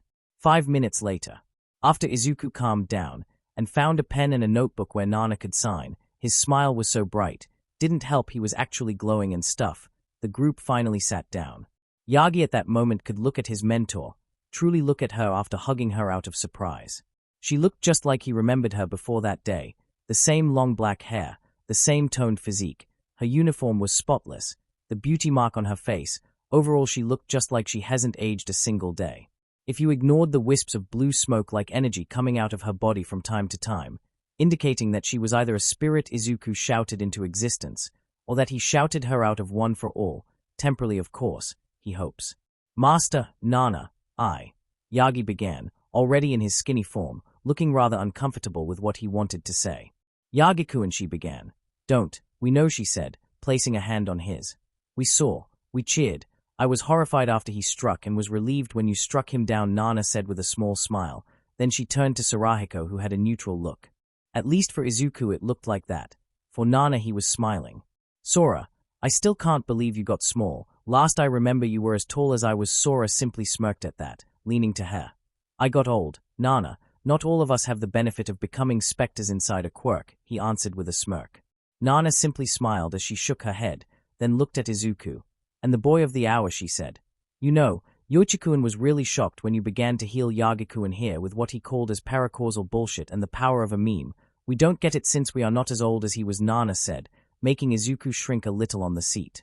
Then you decided to break all rules established by Quirks by pretty much shouting me into existence. So what was she? Motioned to him while making a wave motion with her hand. All that. Oh, Izuku whispered, making Nana raise an eyebrow on how loud it was. It was like he was talking at normal tone. That was Call of Valor. In-game I can basically call out for one of the 3 heroes of Sovgard to aid me in battle for 60 seconds, Izuku said with a small blush. So, when All Might began to say that he heard your voice for over 4 months, I figured it had to do something about my quirk and his, and therefore the fact it could be passed along. So I just took a leap of faith. At a leap, Sora muttered, and the glowing armor. Dragon aspect. Increases the powers of my shouts and makes me tougher. It does not affect Call of Valor because it is set on a timer, which is kinda broken now because Nanomite is still here. She should have dispelled 4 minutes ago, Izuku said, then turned to Nana. Do you feel drained? Tired? Anything? I do feel a small drain, Nana confessed, flexing her arms a little. Nothing noticeable, at least at the moment. I guess I have, 2 hours if I'm wrong. Maybe if I use my quirk I'll drain faster. I don't know, she admitted with a smile. Which is plenty of time to talk about things, and oh boy do I have things to say, she said, turning serious. Yagi, Sora, she began. How much you know about the past wielders of One for All? She asked the duo. Both men looked at one another and actually looked shocked at that. Well, aside you, almost nothing, Yagi said with a frown. Not by lack of trying, mind you, you just never mentioned them, he said, making Nana sigh. Yeah, my fault on that. It's just that after 7 holders I was sure that with me it would end, be strong enough to fight against All for One. But here's the thing, Yagi. I didn't underestimate him, I underestimated One for All's capacity for destruction, or rather self-destruction, she began, catching the men's attention. You see, One for All is an ancient quirk. No quirk aside All for One has existed for so long as One for All, and no quirk has been passed from person to person in the same manner as One for All has. Now because of this and the fact most wielders die in battle, we never noticed something that was happening to us until we were all gathered within One for All as vestiges of our former selves, Nana continued. The 4th user of One for All didn't die in battle. We assumed he did. But number 5, Lariat, said otherwise. He died on his sleep, she continued. They're the 2 men who knew more about One for All didn't find anything odd. It was only natural for people to die. To die in your sleep was a peaceful way to go. Then Nana dropped the bomb. When he was 40, she added, making the duo actually blink and Izuku to recoil in shock. 40. He was young, Yagi stated. Nana nodded at this with some mirth. Yeah, young, but here's the thing, according to him he started to crack. According to him. He went to the medic and he found nothing out of the ordinary. It wasn't until he passed One for All to Lariat and Lariat to En and then to me that things started to make some sense, at least for me, Nana mentioned, bringing her hands together. I never told you to, but I was in pain. My joints tended to hurt whenever it was a cold day, my skin felt dry and sometimes I felt like not getting up from bed, sudden lack of energy and the like, she began. Then I passed One for All to you and I died, and my consciousness copied on One for All met the others and we started to talk. The subject of our deaths cropped up, and then a pattern began to crop up. She looked at the duo straight in the eyes. The same symptoms, exhaustion, joint aches, the feel of wrongness in your own body. Not even Yoichi-kun was spared of this. And he was the first, and number 4 was the one who felt it the worst of us all, Nana stated to the horrified men in front of her. I feared I feared that you would get this too, but then you didn't, and for 40 years you have held one for all without any health issues, and we might think why is that Nana added. Aside from one for all, what every wielder of the quirk had in common? Nana asked, then rose a finger. We all had quirks, she stated firmly. The human body has evolved, but not enough to contain so much power. A quirk, no matter how weak, is still occupying a space in the body. Think of the body as a cup, and a quirk as liquid. The cup is preventing the liquid from spilling over and making a mess. But then we add another liquid, and that overflows it, causes damages, Nana stated. But on a quirkless individual, whose cup has never been full, adding one for all suddenly adapts to that cup, because a quirkless individual is a blank slate, she stated as she looked at Izuku. Then the kid here came along. Whatever his powers are have affected one for all. The quirk is feeding of this. It's helping you, Yagi, but it's also helping itself. So that's why you're gonna have to stall passing your quirk to this Mirio kid until we know it won't end up killing him young, or find a quirkless person to pass one for all to, because right now those are your only options and it might be the last people to wield it. One for all has become too complex, too powerful, she finished speaking. There won't be a number 10. One for all has passed the singularity threshold, has evolved far more than any other quirk in the planet. Those are our options now, she finalized with a sigh. Wish I could have better news, but I don't have them, she whispered. So, that was why you kept calling Knucklehead here like crazy, to warn him? Sora asked, seeing Nana nod made him sigh. Can't blame you for that considering what we just learned, which in on itself is bad. It limit us, Sora replied. These are troubling news, Yagi said with a frown, bringing his hands together. Obviously I have to talk with Mirio and Mirai about this, he added. All Might, Izuku began. Why don't you talk with David-san? He is the foremost expert on quirks on the world and has the tech to study them. Why don't you tell him about this?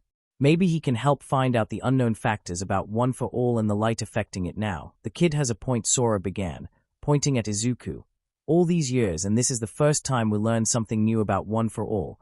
We knew vestiges of past wielders would manifest somehow. You just don't pass a quirk like that without that quirk taking something alongside the way. It challenges all we know about quirks and the metaphysical plane. The mind, the body, the soul, Izuku uttered. The barriers we self-imposed when we first learned about quirks and their always evolving nature. I am an example of that evolution. One for all seems to be the end goal, or rather something else, he added as an afterthought. Yagi just sighed at this. Gonna have to tell to Mirai now, he said, directing his sight to Gran Torino, who just rolled his eyes. This involves him now. It involves Mirio, his health, Yagi said, looking at Nana in the eyes. If what you say is true, then a quirked user of one for all has, at the very least, 20 years of life before the quirk starts breaking him down. And even when passed on, the effects linger, he added, looking at his sensei in a new light. I never knew you were hurting, sensei. You were always smiling, so energetic, so full of life. Nana there smiled bitterly at Yagi. Yagiku, and she began. You of all people should know this. You smiled even though your side burned like mad. You smiled when you were afraid, Nana said, grasping his hand on hers. I know this, every hero knows this. They just do not say it. We are symbols for the people. They look up to us for hope.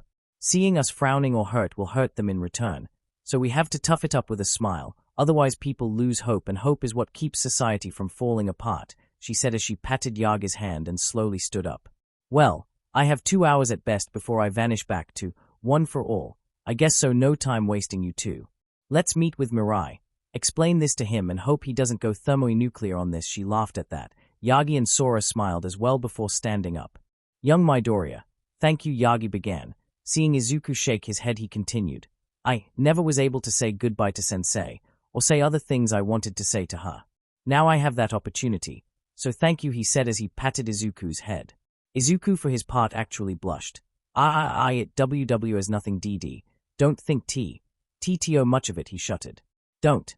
You brought someone from the dead, even if it was heavily tied to one for all, Sora said, looking somewhat pleased. She was a great friend. She still is. Like Knucklehead here said, we never got to say goodbye. How many people have this chance? He asked, making the glowing kid to simply sigh at this. Look, Nanamite, he began, only for Nana to raise a hand to him. Just Nana. The name got retired when I died, she answered with a smile. Anyway, he continued, not getting used to the fact that Nanamite was in his living room and how freaking big she was. I would recommend using your quirk after talking with Sir Night Eye. This is the first time I use Call of Vela, and we don't know how long it will last if you use your quirk.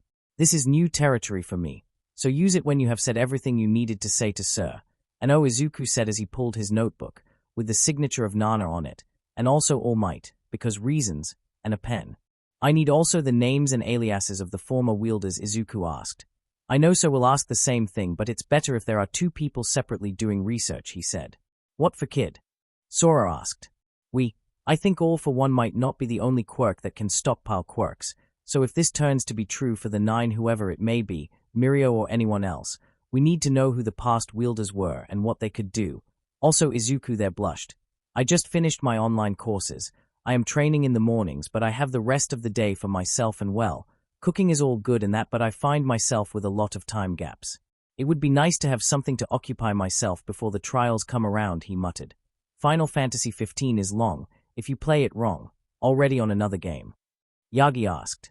The last one in fact, the longest of the bunch, but if all goes well I'll be ready to whatever the troop or anyone throws at me, Izuku said, showing Yagi the mark of the outsider branded on his left hand. How your mom took the new tattoo on your hand. Nana perked up at that, looking over and spotting that Izuku was in fact inked if the ink glowed and pulsed and stuff. She took it well, until I told her that this one felt like if I was branded from the inside out, Izuku said with a nervous look. But everything's fine. If all goes according to plan, I will finish the last one a week before the trials, enough time to train it and be prepared for anything, Izuku said with a smile. Nana said nothing, even as the group left the house and made it to a small alley. Their All Might buffed up, picked both Nana and Sora, and then he jumped. It was a 5-minute long jump, All Might easy keeping afloat by kicking once or twice in midair as he kept the flight straight into Night Eye's agency. Nana said nothing, even when they landed on the roof with ease. She only spoke once they made it inside. That quirk of his, Nana spoke, catching the attention of Yagi and Sora. Don't know how to say it, but it felt All for One. Both men looked at the woman in question before Yagi spoke. Sensei, he is not All for One, I can vouch for it. He is too much of a good person. Yes, he did massacre a bunch of bows so hard that they are still cleaning the halls where it happened, and yes, he broke that girl's knee, but still Nana shook her head with a small smile at that. Not that Yagikuin, the feeling, the power, Nana said. 7 users have faced All for One. We have a small taste of how the quirk feels, powerful, but unrefined, like a hammer made out of a rock. Yagi and Sora looked at Nana oddly at that remark. You know that quirk takes quirks. Right. I know, Sora. I meant in the sense that All for One is too blunt of a quirk. When you fought All for One we could feel his quirk, how it behaved, how it felt, Nana explained to the duo. The best way I can describe All for One as a quirk is as a starving, feral animal, eating away everything it finds but never being able to satiate its hunger, no matter how much it eats, always bony and scrawny, but strong because it is hungry, and will do anything to satiate that hunger, Nana explained. Then why you say Hax feels like All for One? Yagi asked. So that the name of that quirk, Nana muttered. I say that because the feeling, the power was almost the same, but where All for One was like a starving animal that will hurt even itself. But Hax, it feels fuller, unlike All for One it feels satiated, near complete, doesn't hurt the user, but at the end of the day is a quirk, and quirks are like muscles, work them too much and they will hurt even themselves, even if they are not designed to do that, Nana said. TCH, Sora smiled at all that. Even in death you're as eloquent and poetic as before, he said as he walked ahead. Come on you two, we don't know how much time Nana really has. For all we know distance might have affected the time she will stay around, so it's better if we do this now before anything happens, he added. You just want to see Mirai freak out when he sees Sensei, Yagi accused Sora as he followed, just as Nana stayed behind and laughed lightly to herself. Shaking her head she began following the duo. Honestly, she wanted to scare Mirai as well. Stupid foresight, Quirk, saying Yagi was going to die a horrible death. Like hell he is. He still has a lot of work to do, many zygotes to nurture into hopefuls, beacons of hope. 2 weeks later, night. Final Fantasy 15 wasn't well regarded among the remaining fans of the franchise. Not because it was a bad game. It followed all the beats the other games followed. The problem was, according to many, that it was too much for the consoles it launched. It took an extra generation of consoles for it to run smooth because of the sheer power of the graphic engine it ran to. Even to this day, top-tier computers could run the game at ultra settings without suffering frame rate issues, and the game launched 200 years ago. Also, many complained about the story beats, calling it weak, The combat was two-button smash Y, foregoing the turn-based combat the series was known and loved for, shifting the formula for a real-time clusterfuck of button smashing, if you play it wrong that is. Of course everyone praised the game for making it more open world, more epic in that regard. If you fought a boss, you would remember that fight. The friendship story between the four main characters was the main selling point of the game. With 15 games made, FFXV was the one that sold everyone on the friendship of the party to one another, and the summoning were epic, like really epic. Ramu was basically an old man tossing the equivalent of a nuke in the shape of a stick. He just wished the voice actor of Luna had put some emotion. She was so bland. On the other hand, the soundtrack was awesome. He still wished they had broken the rock band for the final fight against Arden, like they did in FFX. That was really awesome. But FFXV had a strange quirk, no pun intended, when it came to its endgame content. Usually most FF games open up fully to the player before they reach the final stretch. Most players decide to do everything at that point. Level up to 99, get all ultimate weapons, finish all quests, grind for skills, gil and items that would help in the final fight, and also get the hidden boss that is a sure way to fling your controller to the other end of the room because it is a factory of frustration and agony and the developers made it nigh invincible, so of course players would want to challenge this unbeatable foe because why not? Not FFXV, aside its DLC, which he 100% completed and did nothing. For some reason, the endgame opened after beating the game for the first time. Secret dungeons, materials, hunts, the regalia F-type. Most experts players who ran the game tended to do these after finishing the game because FFXV was long and grindy, especially leaving the Adamantus fight too. Last before going back to Insomnia to kill Omega Weapon, the hidden boss of the game, then finish the game again. For Izuku, this was a must. The game was so big that 20 years after the last generation of consoles appeared, someone figured out to make an app for the console that would link up with the save there and create a checkup list for things done and yet to be done for those who didn't want to be checking their cell phone every 5 minutes for what was and was not done. This of course evolved to other long games, but FFXV was the first to get this unofficial feature. This feature was that Izuku was using for this last stretch of the game. Beating the game again was the hard part, as the game only had normal and easy mode. Still Adamantus was who he was kidding the nuke the giant turtle with the ring of the Lucii. He isn't gonna do an hour-long fight. He still had to fight Omega Weapon the old-fashioned way because the developers fed of the frustration of players. After that the Kings Oyor and Arden were a breeze, and as the credits began to roll, Izuku felt it, the activation of hacks, tingling all over his body. With a small sigh he made his way to the TV and turned it off and went to bed, letting his console on. It was already programmed to turn off after 1 hour of inactivity, so no problems on that end. He could leave it on but it would turn off. As he made his way to the bed, ready to rest and let his quirk do the rest of the work, he wondered what now, he questioned himself. He had finished the last game on his list. He had finally filled the free space he had on him and now he had 12 powers, each one overpowered but frankly really close to what quirks could do. The question of course came as a no-brainer. The power he was going to get was not something that came without caveats. All of Noctis' abilities revolved about having that something to use. It is hard to explain, but it basically is that if you don't have it you can't use it. Case in point, Elemency. The ability to draw elemental forces to be used later as base for the strangest grenades ever. From being able to harness the power of fire then to be casted at least 4 times over with 4 times the firepower or made a grenade that heals was something akin to a dream come true. There lay the problem. His original problem with making the grenades the Guardians used was long fixed. It was so easy that he finds himself ashamed he didn't thought of it earlier.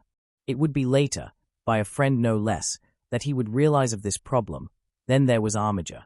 Noctis had his own Hammerspace, a subspace area where he stored his weapons and gear, which explained neatly how he was able to get his items and arm himself on the fly. However, the true strength of Armiger was displayed when he unleashed everything he had, mostly thanks to his royal arms, heirlooms of past kings, mostly weapons, and got full mental with them. Therein lay the issue. Armiger didn't work without weapons, so right now he had 2 possible options. 1, make his own weapons, which of course would violate several laws in Japan. Weapons were heavily regulated. Heroes that depended on the use of weapons of any kind needed to be licensed first, and hero students needed to have some hero or member of the faculty to vouch for them to accept why they needed a weapon in the first place. Also, they needed to know what they wanted. That meant basically making a weapon, aka sketching and stuff. Heroes such as the Australian Sniper, Deadeye and of course Snipe had to basically create their weapon from the ground up to gain full benefits of their usage with their quirks. Snipe with his insane 12-cylinder revolver and Deadeye with his heavy-duty lever-action revolver rifle, all custom-made. The second was of course not to use armature in that way. What the fuck, he is saying that's not an option. Crippling himself in such a way is pretty much asking someone to take advantage of that glaring weakness and kill him. Izuku had some ideas. His glyphs could cover some weaknesses in that area, for the moment.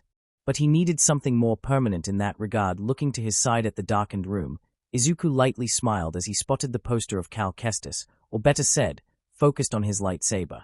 Now he had a small idea, one that was slowly blossoming into a full plan, but he would need materials, sturdy ones.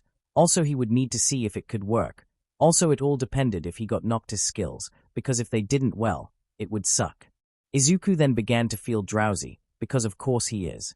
It would not be the first time he would stay up till late to finish a game, but this was the second time he would do so, and something was basically affecting him hard enough to go to sleep. So with a small smile he closed his eyes. Light made his eyes snap open.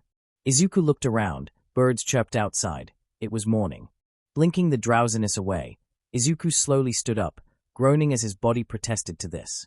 Not even being a conduit, a light dark bearer, mitochondria hunter, dragonborn, a zoanthrope hybrid seemed to be enough to ward off stiffness after waking up. It was simply one of those inevitable things in life, like breathing and taxes. Slapping his cheeks and letting out a small arc current out of his palms as he did so, Izuku awoke fully, then stood up, ready to see if he got what he wanted. What the fuck? Izuku muttered in utter shock, seeing near his room door what seemed to be a purple wisp that emanated from the ground itself, pulsing, shifting. Is that void light? He whispered to himself as he made his way to the wisp, looking at it like a curious kid. It was there where realization hit him. It worked, he muttered to himself. I have elemency. I have it. I have Noctis abilities, Izuku said with a small smile. With an excited smile he went to his desk and began to dig for something in it. With a smile he found it, a small plastic bottle and a cap. Then he went to the deposit of void light in his room, and then kneeled and breathed. Okay, how I do this? He had no idea how to begin. Outside his room, Inko and Eri were preparing themselves to the day ahead, not knowing what was happening inside Izuku's room. Mom. Izuku suddenly emerged of his room. Inko was ready to bid him a good day when she saw was that smoke coming out of his room.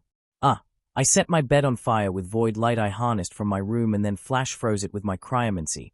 On the plus side, I can harness the elements on a bottle, which broke on my bed and set it on fire with void flames. Yeah. Sorry, you're grounded. Yeah, that's fair. A for her part just looked at Izuku, all while munching a piece of apple. Dummy brother, she said as she ended her meal. Noon. Learning that he was on town had been quite a shock for Michaela. She had honestly hadn't heard much of him for the past months. The last she heard of him was an email he sent to her a month before the Raxus bombing, saying that he and his family were being relocated into witness protection, and that hopefully all would end up when the trials would happen. After that radio silence for over 4 months. 4 months. Yet he was not to blame if she was being honest. What happened in Aldera had affected her. It might not show at first sight, but it did. It was a simple matter of looking deeper. Sumi Private School was a nice place. It had zero tolerance with bullies of any kind, as many of its students would leave to join hero schools or follow law-oriented careers, which explained why the school was regarded as one of the best schools in Japan. Not because it was a private school and therefore could afford better teaching. Far from it. Many compared Sumi to what you should expect if you want to go to UA or any other hero academy. Strict, hard and overall with no stomach for bullies and discriminations. It was there that she found many new friends, friends that shared many of her ideas. She found love. There was this cute mousy girl that was so shy yet so stacked that it was criminal. It was these same friends and mousy girlfriend that came to realize that the events of Aldera had affected her deeply. For instance, her group of friends had no males in it, despite many of her friends having male friends themselves. She hardly associated with any males, even teachers, and only interacted with them when there was no choice. Heck, her class representative, this tall, built like a damn house and sticker to the rules guy, was the first to ask her why she tried to ignore their male teachers or for that matter any male in the classroom. He wasn't the only one, he was the first, and he informed of this to her friends, who in turn went to school psychiatrist, who realized there that Japan needed better counselors because no one had went to her when her near rape had passed. It was there that Michaela had come to the realization that every single hero school and the private academies in Japan were built with the Western-like values, zero tolerance to bullying and discrimination, and trying to help the student before so said student snap, because that was what tended to happen when no one was looking and tended to lead to tragedy. So that was had happened to her.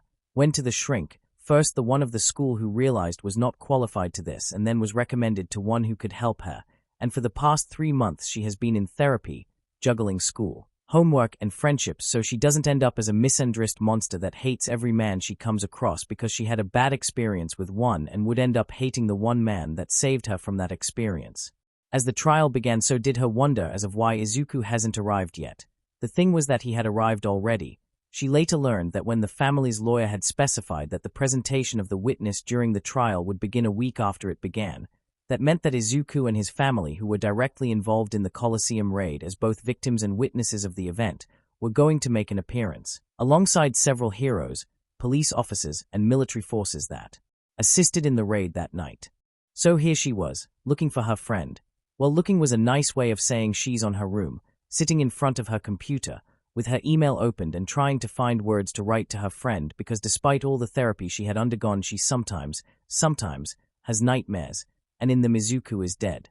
Her fingers glided over the keyboard, trying to figure out what to write. The chat was opened as well. Anyone who had her contact address could enter it and talk to her. Most of the time was her friends of Sumi and the class rep. Izuku appeared on the chat as offline. Michaela rubbed her mouth, wondering what was stopping her, coming to the realization almost instantly, as it always happened with this. His quirk. Izuku's status turned online the moment the though entered her mind. Blinking in surprise, Michaela didn't know what to do there. Green bean, Michaela, is that you? Liking her lips in anticipation, Michaela began to type. Coastrooper, you broccoli-topping sonofagon, you better have a good explanation as of why you have been silent for 4 months. Not the best way to ask for an explanation, but Michaela was done being subtle a long time ago. Green bean, sorry, but it's a long story. Coastrooper, I got the time. And so 2 friends reconnected. A week later, Musutafu's court hall. Rikiya Yotsubashi was out of his element right now.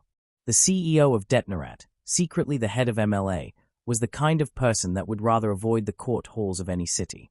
Seeing a CEO in a court hall tended to stir the press something fierce, especially if something had happened in fact. Which was the case. 2 months ago they had shipped a crate with medical supplies back to Deka City, a necessity since one thing remained truth even with their plans of liberating everyone of Quirk laws. Training quirks means someone is going to get hurt, because to train their meta abilities means going all out. Medical supplies were always needed on Deka City. The hospital had the best medics they could afford, but having the best equipment was also good.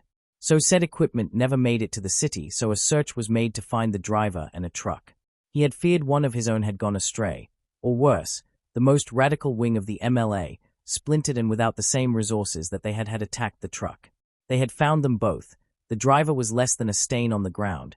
There were signs of fight, meaning the driver had died defending the equipment and the cause it fueled. He cried for his valiant sacrifice. Then came the news.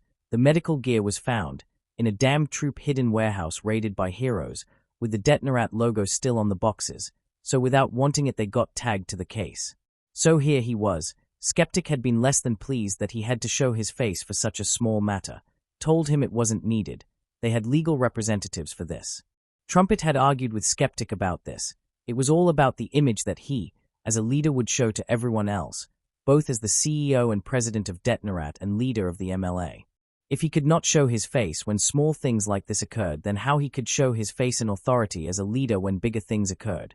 Curious had agreed to Trumpet's logic, only because it would allow Redestro direct access to the trial of the century. And yes, he has his smartphone on and currently recording everything that is occurring because he can't say no to Curious and her smug but honest smile. And yes, it might be shown as favoritism, but what the hell, everyone must have their favorites. And she rewrote his father's old manifesto that is now a bestseller, so yeah. As he walked around he spotted, much to his surprise at the reason the trials were happening in the first place. The Midoriyas. Curious, Skeptic and Trumpet had all made their homework about them, especially with the trio that was smack dab into this mess. The mother Izuku Midoriya, former JSDF and accountant. At simple glance, one could see that the woman was more dangerous than a newly born kitten. The fact the police had a closed case on a break into her home where she nearly gutted, skinned, and overall dismembered a crook with the vicious streak of a supervillain told otherwise. There was a reason she was nicknamed by the troupe as the Terminator. Oh, and her parents are condescending assholes, at least according to Curious, who for once didn't interview them despite their compelling background and motivations. Inko's only son, Izuku Midoriya, also known as the Leviathan, holding the honor of being the first student of Aldera High to be expelled. Also the reason why the Colosseum was still being cleaned, because he massacred several bows with such brutality that they were still trying to find their body parts and cleaning up blood. His quirk, Hacks, was highly obscured, mostly because Izuku himself made it so. There was so little info about it in his registry that there was simply no way to tell what it did. And the few scarps of images of the very quirk in action were not enough to discern its true abilities. Only that it killed things good, really good, and gave tattoos. Other than Hacks activating very late, like marking him as the oldest person to have their meta ability activate in the current times, good grades, and a spotless record, aside the one Aldera put on him, the kid was unamusingly bland. He could easily disappear in a sea of persons with different hair colors and yet not to stand out of the crowd. Then there was Eri. Oh boy, this one gave Skeptic problems. The girl was basically a ghost, at least at a certain point. After the raid she got papers, name, everything, but there wasn't a single picture regarding her or a document prior to the raid that mentioned her. What they knew was thanks to a contact Curious had on the force but was not allied with them, basically someone she contacted to get the hottest scoop. The girl was basically Yakuza royalty, the last Yakuza princess to be exact. Niece of the last boss of the last Yakuza group to withstand the test of time and heroes. Her meta ability was something of concern. He was all about free usage. But hers? That one needed to be reined. Apparently, one of the older guards knew her full story, at least why she was around hardened criminals. She had erased her father out of existence, like when one of those criminals say I'm going to make you disappear kind of thing. She made it happen for real. Her mother disowned her and ended up in the hands of the current and detained leader of the Yakuza, Overhaul. The guard didn't went into details on what happened to her during her stay, only that she perfected the art of escaping out of sheer fear, and that she would wear long-sleeved shirts and pants for the rest of her life, or not depending on her sense of self-worth and self-love. Currently the ward of the Midoriyas, with a legal clause so nefarious that Trumpet was afraid to look at it. Skeptic nearly had a heart attack when he saw it and recommended not to even try to maneuver themselves to become her guardians. It would only bring them pain and too many eyes over them. Military kind of eyes. Shaking his head, he decided to make his way to the courtroom. There would be time to learn things about the enemies of the troop and if they would stand in the way of the MLA. Considering that the boy had liberally used his meta ability to defenestrate everything on his path, it was safe to say he would go all out, provided his family was in danger, which would be dangerous in the long run. He needed people loyal to the cause, not their families. Yes, family is important, but this is far greater than family ties or any other thing. So for the time being he would hold back in recruiting. He knew things would go crazier once the trials are over. He can just feel it in his bones. A lot of dirty secrets are going to come out, and honestly he is prepared for everything, even an accidental exposure of their plans and members if it came to it. Unlikely but better safe than sorry. He knew that many people would be affected by this, companies, politicians, common folk, the current way of life, everything would be messed up. He was prepared, and if the opportunity arose, to benefit from it. The dream of his father would not remain in a book, to be criticized and used as political ammunition to instigate fear. It would live on. It would be a reality. The Midoriyas took a seat on the many seats on the courtroom, in the witness seats to be exact, right behind the Crown Prosecutor and the investigating officer, alongside two reporters that were setting their recorders. The jury balcony and the judge seat had yet to be occupied, and while the public gallery was being filled by those who wanted to see the trials go for their second week, witness week some called it. Inko slightly smoothed Eri's hair as Izuku adjusted the braces on his forearms. By all means he shouldn't be armed, but no one is gonna be able to tell if those braces of his are weapons, especially considering that her own pistol is currently in Izuku's own hemispace thanks to his armature thing. Yes, she is violating the law by carrying a gun to a forbidden area where only the law enforcers should carry one. Does she cares? No she does not. She's done caring. His last power, the one that finally gave her a headache, not the space magic that tethered between light and arc, not the roided-up mitochondria, not the mystical shouts or the fact he could turn into Mako's roided-up cousin that eats cows for dessert. Not, it was armature, a combined ability to A. Take the elements and pretty much make them into grenades. He slept on the floor for 2 days because she is not a monster. B. He had his own hammer space to store weapons and other things. Against her, he took that sword and shield he won in Island and store them for future use alongside 2 glass bottles filled to the brim with a concoction that she could only refer as the solar light meets ghost peppers. She was kinda mad, like for a second.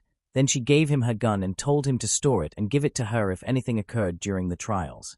That was just hours ago.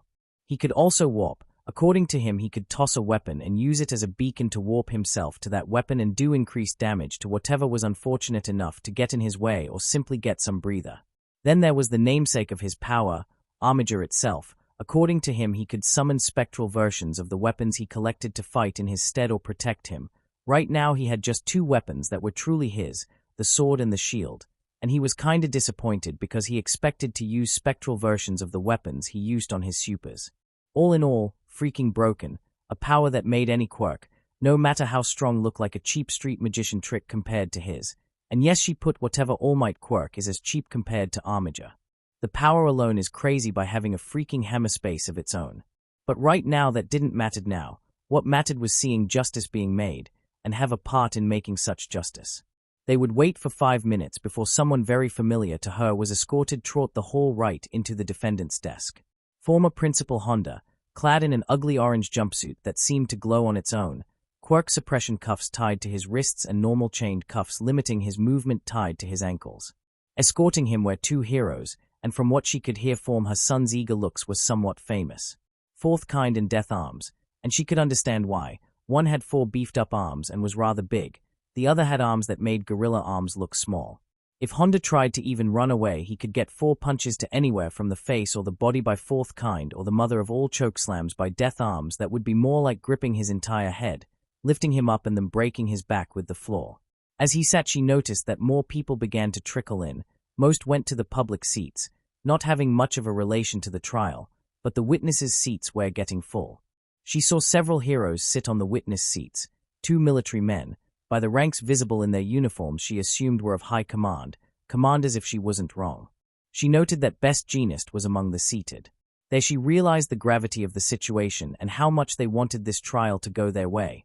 They were calling high-profile individuals to testify and justify their actions during the raid, something she knew well enough at simple glance. It would be a 10-minute wait before the judge would arrive with the court officer, the judge having the head of an antelope and the court officer looking if his skin was made of polished copper. With their arrival, the trial began. 1 hour later, Inko wanted to die. Not because the trial was boring. Far from it, she had to restrain herself from laughing her ass off. This was laughable easy. The defendant lawyer was an incompetent mook that was as out of water than a fish on the desert, fruitlessly flapping about hoping to hit anything wet to survive. So far no luck. Especially considering who was right now on the witness seat.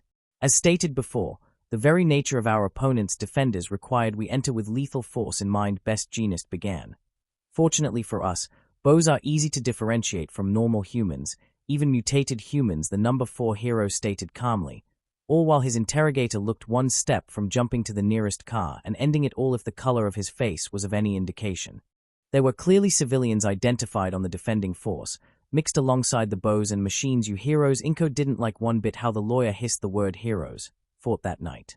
Also, you disregarded the orders of superior officers to start the operation at 10 o'clock.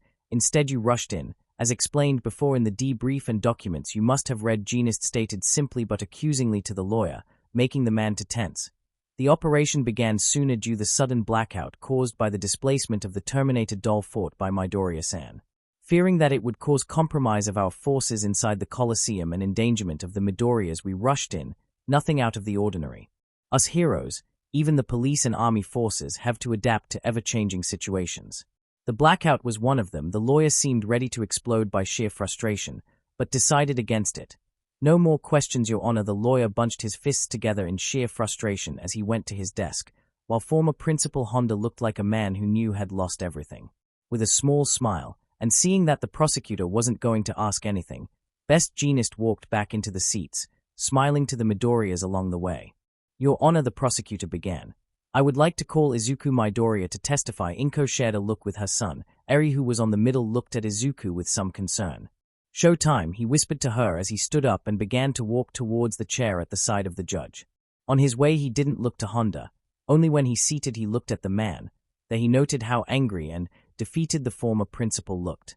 Considering how bad the defense has been so far, he could not blame him for feeling so defeated. This trial was more of an execution if there ever was one. After the oath was made, the prosecutor rose up from his chair and walked towards Izuku. I am aware that Sir Knight I sought your help in the Aldera case, correct? Izuku nodded at that question. How you came up with so much information that investigators tried for years to acquire? Well, Izuku began. It's not that they weren't looking well enough. It's just that Aldera withheld all harmful information and had gag orders on their staff, Izuku said. Eventually someone grew tired of this, that someone was Madame Dynamite's own brother. There were murmurs along the room, and Izuku could see the lawyer clenching his fists tightly. He pretty much compiled everything he could about the sins of Aldera, and went to great lengths to ensure no one would destroy it and sink whoever tried to, and I mean it, great lengths. Like mandatory logins and an actual program that would ensure publication of this information if the failsafes were ignored, Izuku said. The higher-ups of Aldera knew of this and ensured the book and any information that might be learned of this never saw the day of light again, but couldn't destroy the book, again some ridiculous failsafes to ensure compliance. They had no other option but to accept. How you got this information? It required the signature of 3 teachers. I just showed up one day when they were grading papers like crazy, all stressed up, presented them a sheet of paper. With the amount of work they had, they didn't look at the document, just signed. The signatures were needed for the librarian to liberate the book, and even then I had just 1 hour with it, so I just took pictures of each page and transcribed everything at home. I knew one day that Aldera would have to answer for a lot of things. This was just safeguard, but releasing such info without any backing would be dangerous, Izuku answered. How dangerous are we talking about? Very. The last person who tried to face Aldera and do reforms that would directly affect them as a whole was killed. To be more precise, he was Libra's last victim. That statement made more murmurs to emerge on the court. During the investigation, Sir Knight I mentioned the Colosseum, right? Yes, sir. How the Colosseum and the many villains mentioned in this book happened to be connected. Objection. The lawyer snapped angrily, rising up in a huff, his asking questions not pertinent to the case itself. Your Honor, this relate to the case completely. As the mentioned villain, Libra was a former Aldera graduate. To place, the judge stated simply, making the lawyer to sit angrily. Okay, Midoriya-san, how they are related? Aldera is 75 years old. The first 20 years the villains that came there were powerful, but were hardly a threat to a well-trained hero. Then something happened, and 50 years later it produced some of the most infamous villains that made Muscular and Moonfish look like schoolyard bullies. Libra, Equinox, Anemia, and Madame Dynamite. All trained and equipped with support gear that looked bootlegged copies from Island, but really capable of causing enough damage and generalized destruction. There it dawned me, the Colosseum was their training ground, Izuku stated. You told this to Sir Knight I? Yes, yet he seemed to suspect something similar. We didn't know until all the pieces came together. The training was on par with heroes, but unlike hero academies they could not do this openly. The only place they could do this was the Colosseum, private enough to fight at their heart's content, Izuku added. One last question. Did you ever suspected that Principal Honda or several of the students of Aldera High were in cahoots with the troop? Honestly, never crossed my mind. It seemed outrageous at first, Izuku confessed. A terrorist organization allied with the principal of our school. For whatever reason, it was simply stupid to think it. Then he tried to kill me that night, Izuku stated, tapping his forehead right where that seed had impacted him and burrowed. He and B, even after we escaped that cell, if you can call a cell made out of obsidian, one and crossed paths with them, one escaping with a pair of tyrants and 2 upperclassmen of the school, and B actually fighting All Might and several pros and the police and military with her cohorts. There it all sunk in. Well, it all sunk in when I fought a T-doll, Izuku confessed. Now it all made so much sense. The power she wielded inside the halls, even over the teachers. How every attempt to hold the school accountable for many indiscretions, Izuku hissed. Such as, by the time I was expelled, I still appeared as Quirkless on Aldera's student profile because they update it at the beginning of every new school year. I registered well over a month after it started, but by that time I was already expelled. So officially I was the last Quirkless student in the school, the last. Yes, there were 3, counting me. I was the only one to make it past to this year. Izuku let that information sink in. Both disappeared a year separating them. No one knew what happened to them. No one cared enough to wonder what happened to them. But considering what was going to happen to me and my family, one starts to wonder. He let the sentence hang as the prosecutor thanked him and went to his chair just as the lawyer stood up, looking rather frustrated with everything. It has come to my attention that your quirk has been active since you were 4, but never triggered, correct? Yes, Izuku said. Thoughts came to your mind in that moment? Thoughts? Izuku, my first thought was controlling my quirk before someone got hurt. Not those kind of thoughts, the lawyer said. Bullied. Ostracized. Attacked. Suddenly you gain power, a quirk, and your first thoughts must have been, oh now it's on, wasn't it? What no, Izuku hissed. What's wrong with you suggesting something like that? I am merely presenting facts, not to offend the judge in his court, but you're presenting bullshit that has nothing to do with the trial, Izuku snapped, seeing how the prosecutor was already up and ready to demand an objection out of this. So get your facts straight. The only thing my quirk is responsible is for getting me out alive of that hellhole B and the principal put me into. Especially considering what they planned to do with my family. And me, I was very conscious before they left. What was what B said? Oh yeah. In 2 hours, we are going to ascend this entire room to the main Colosseum upstairs, the main event. You're 3 being torn apart, alive, at a horde of lickers. Those were her exact words, and he was there, Izuku snapped. So instead of wondering what my state of mind was when I got my quirk, you should start wondering what was the state of mind of your defendants that led them to that point, Izuku finalized, glaring at the lawyer. Was it discourteous? Yes. Did he cared? No, Tanaka-san, must I remind you, again of this? Do not deviate of the original purpose of this trial and witness interrogation. You did it yesterday with Endeavor, with Chief Mineta and with 2 high-ranking officers. Stick to the theme, the judge snapped, then gazed at Izuku. As for you, young man, I appreciate the heads up, but this is my court. I can keep things well maintained. Keep the disrespect at a minimum despite any attempts to warrant it. Understood? Yes, Your Honor, Izuku sighed, making the judge nod, then look at Tanaka, who nodded with gritted teeth. Good, carry on. One more indiscretion like this and I will put this under contempt of court. Understood, Tanaka-san? Yes, with his piece said. The judge leaned back to his seat and looked on at the tribunal itself. With a heavy breath, Tanaka glared at Izuku. The room you were held, according to documentation, there was a projector that emitted a powerful radiation that negated the meta gene that activates quirks, yet you all somehow escaped. Izuku narrowed his eyes at that. He can't be less obvious, he thought with a grimace. My quirk, Hax, is different than any other quirks around. Right now I am generating a field of energy, exotic energy, rare, powerful.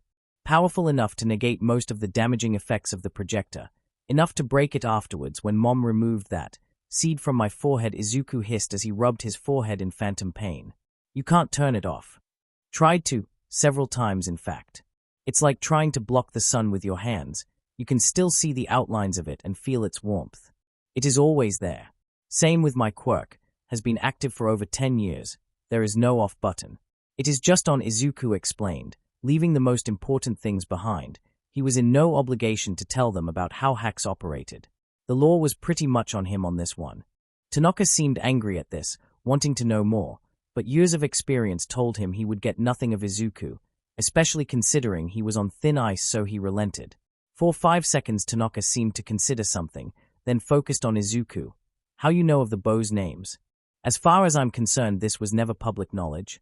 Come to think of it, you knew how to fight them. Izuku hesitated at that, looking at Sir Night-Eye, who simply nodded at him. Well, they are dash boom. Musutafu shook. 3 days before, near prefecture. A skeletal figure slung itself along the shadows, moving out of sight. Nimble as a cat and using the shadows of the night and the emptiness that normally formed at that time in the area, the figure moved through the area. With a single flip, it was able to jump off the tall concrete-like wall that separated it from its objective.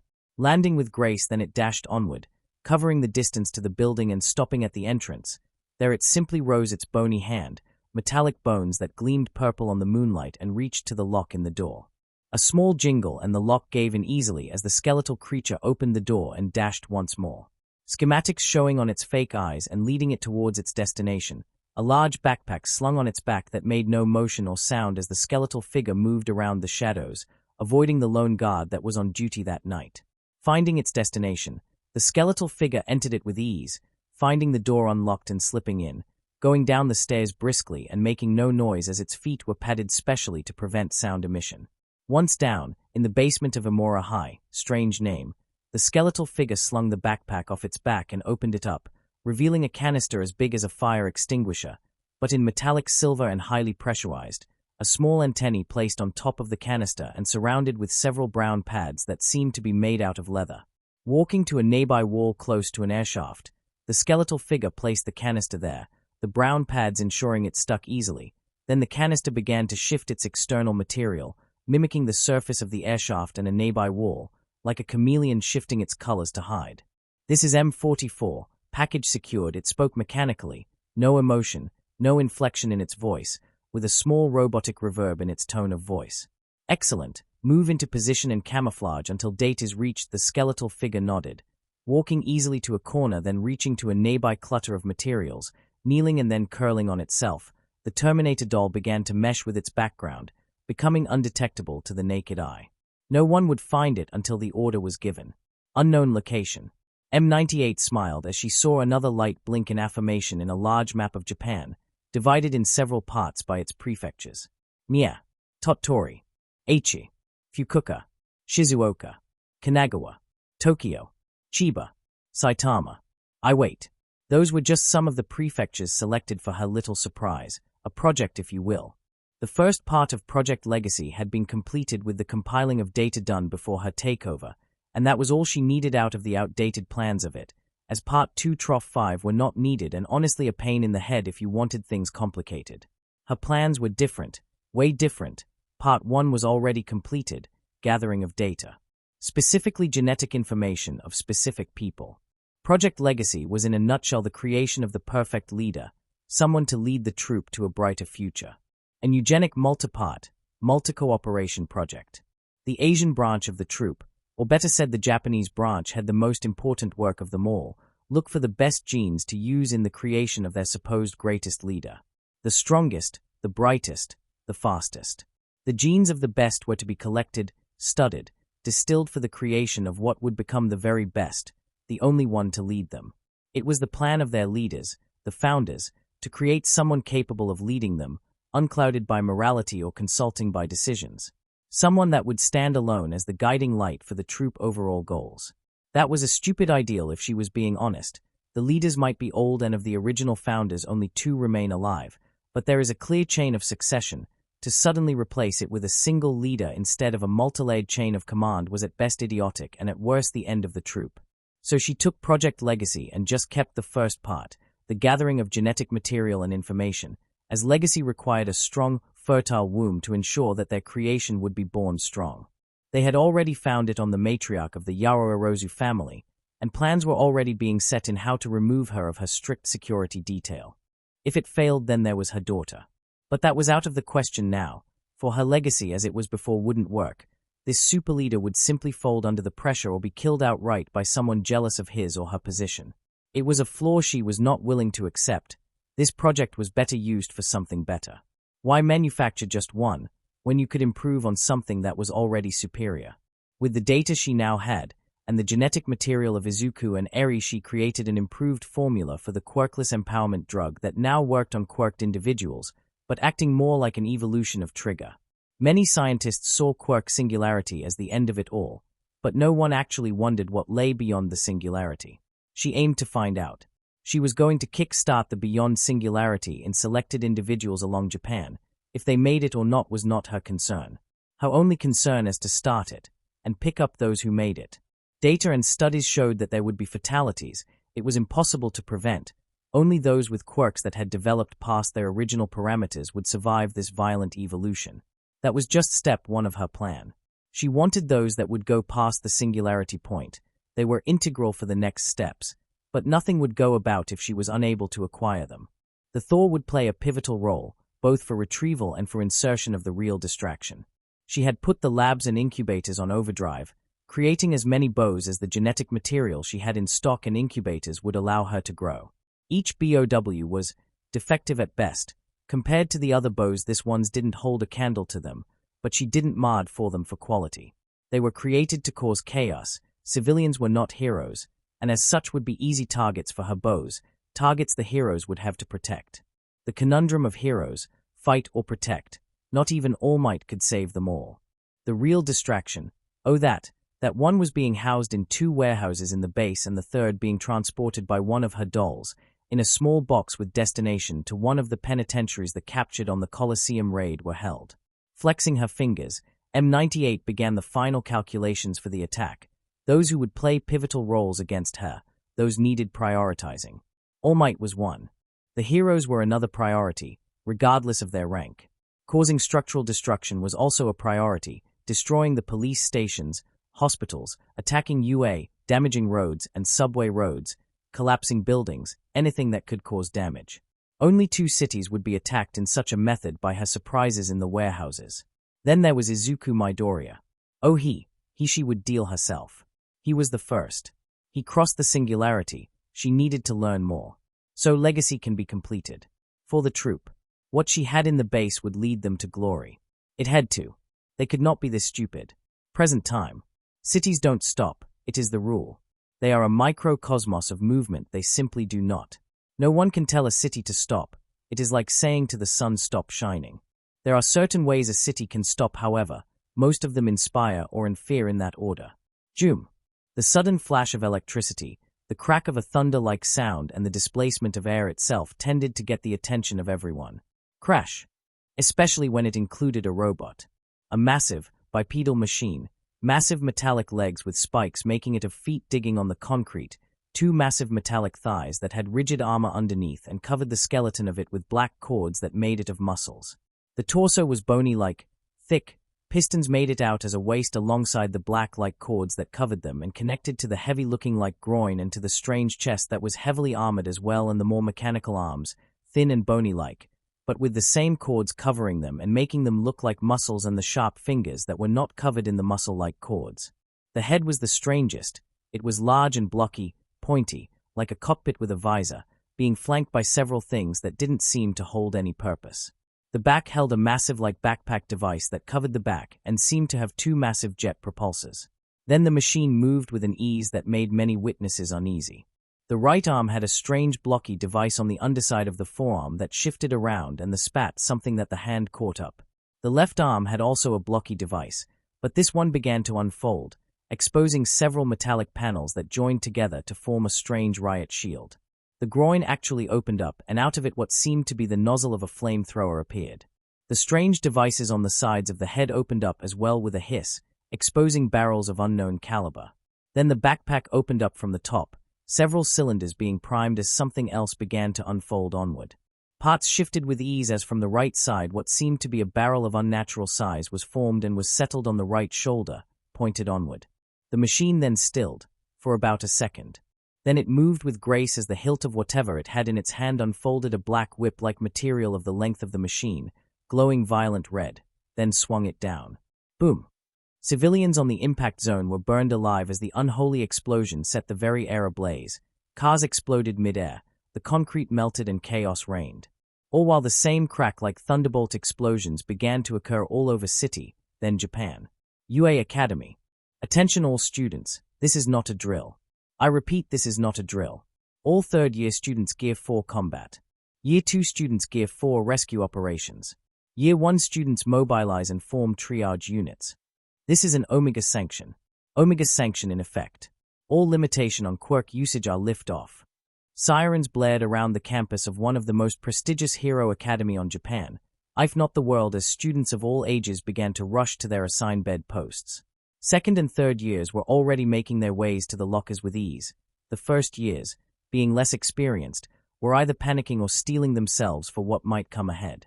Several students who were close to the entrance of the school saw how several Victory-class robots, the one-pointers, wheeled themselves as the massive UA barrier rose up. Rah-rah! Yet some things made out past the barrier, strange emaciated creatures that might have looked female at one point, if the breasts were of any indication, but with the exposed ribs, blackened and elongated arms and legs, a skeletal face and 2 horns that made it like hair and flanked the face and skin that looked like leather. The ghastly creature posed an intimidating and gruesome look. And a dozen of those passed the barrier. The Victory mechs immediately began to engage, their arm-mounted miniguns spinning and letting out a stream of lead as the creatures roared in pain and lurched onward despite the hail of bullets. Several lickers began to appear as well, but these ones seemed underfed, skinny, small. Did not deter their lethality. Bang! Bang!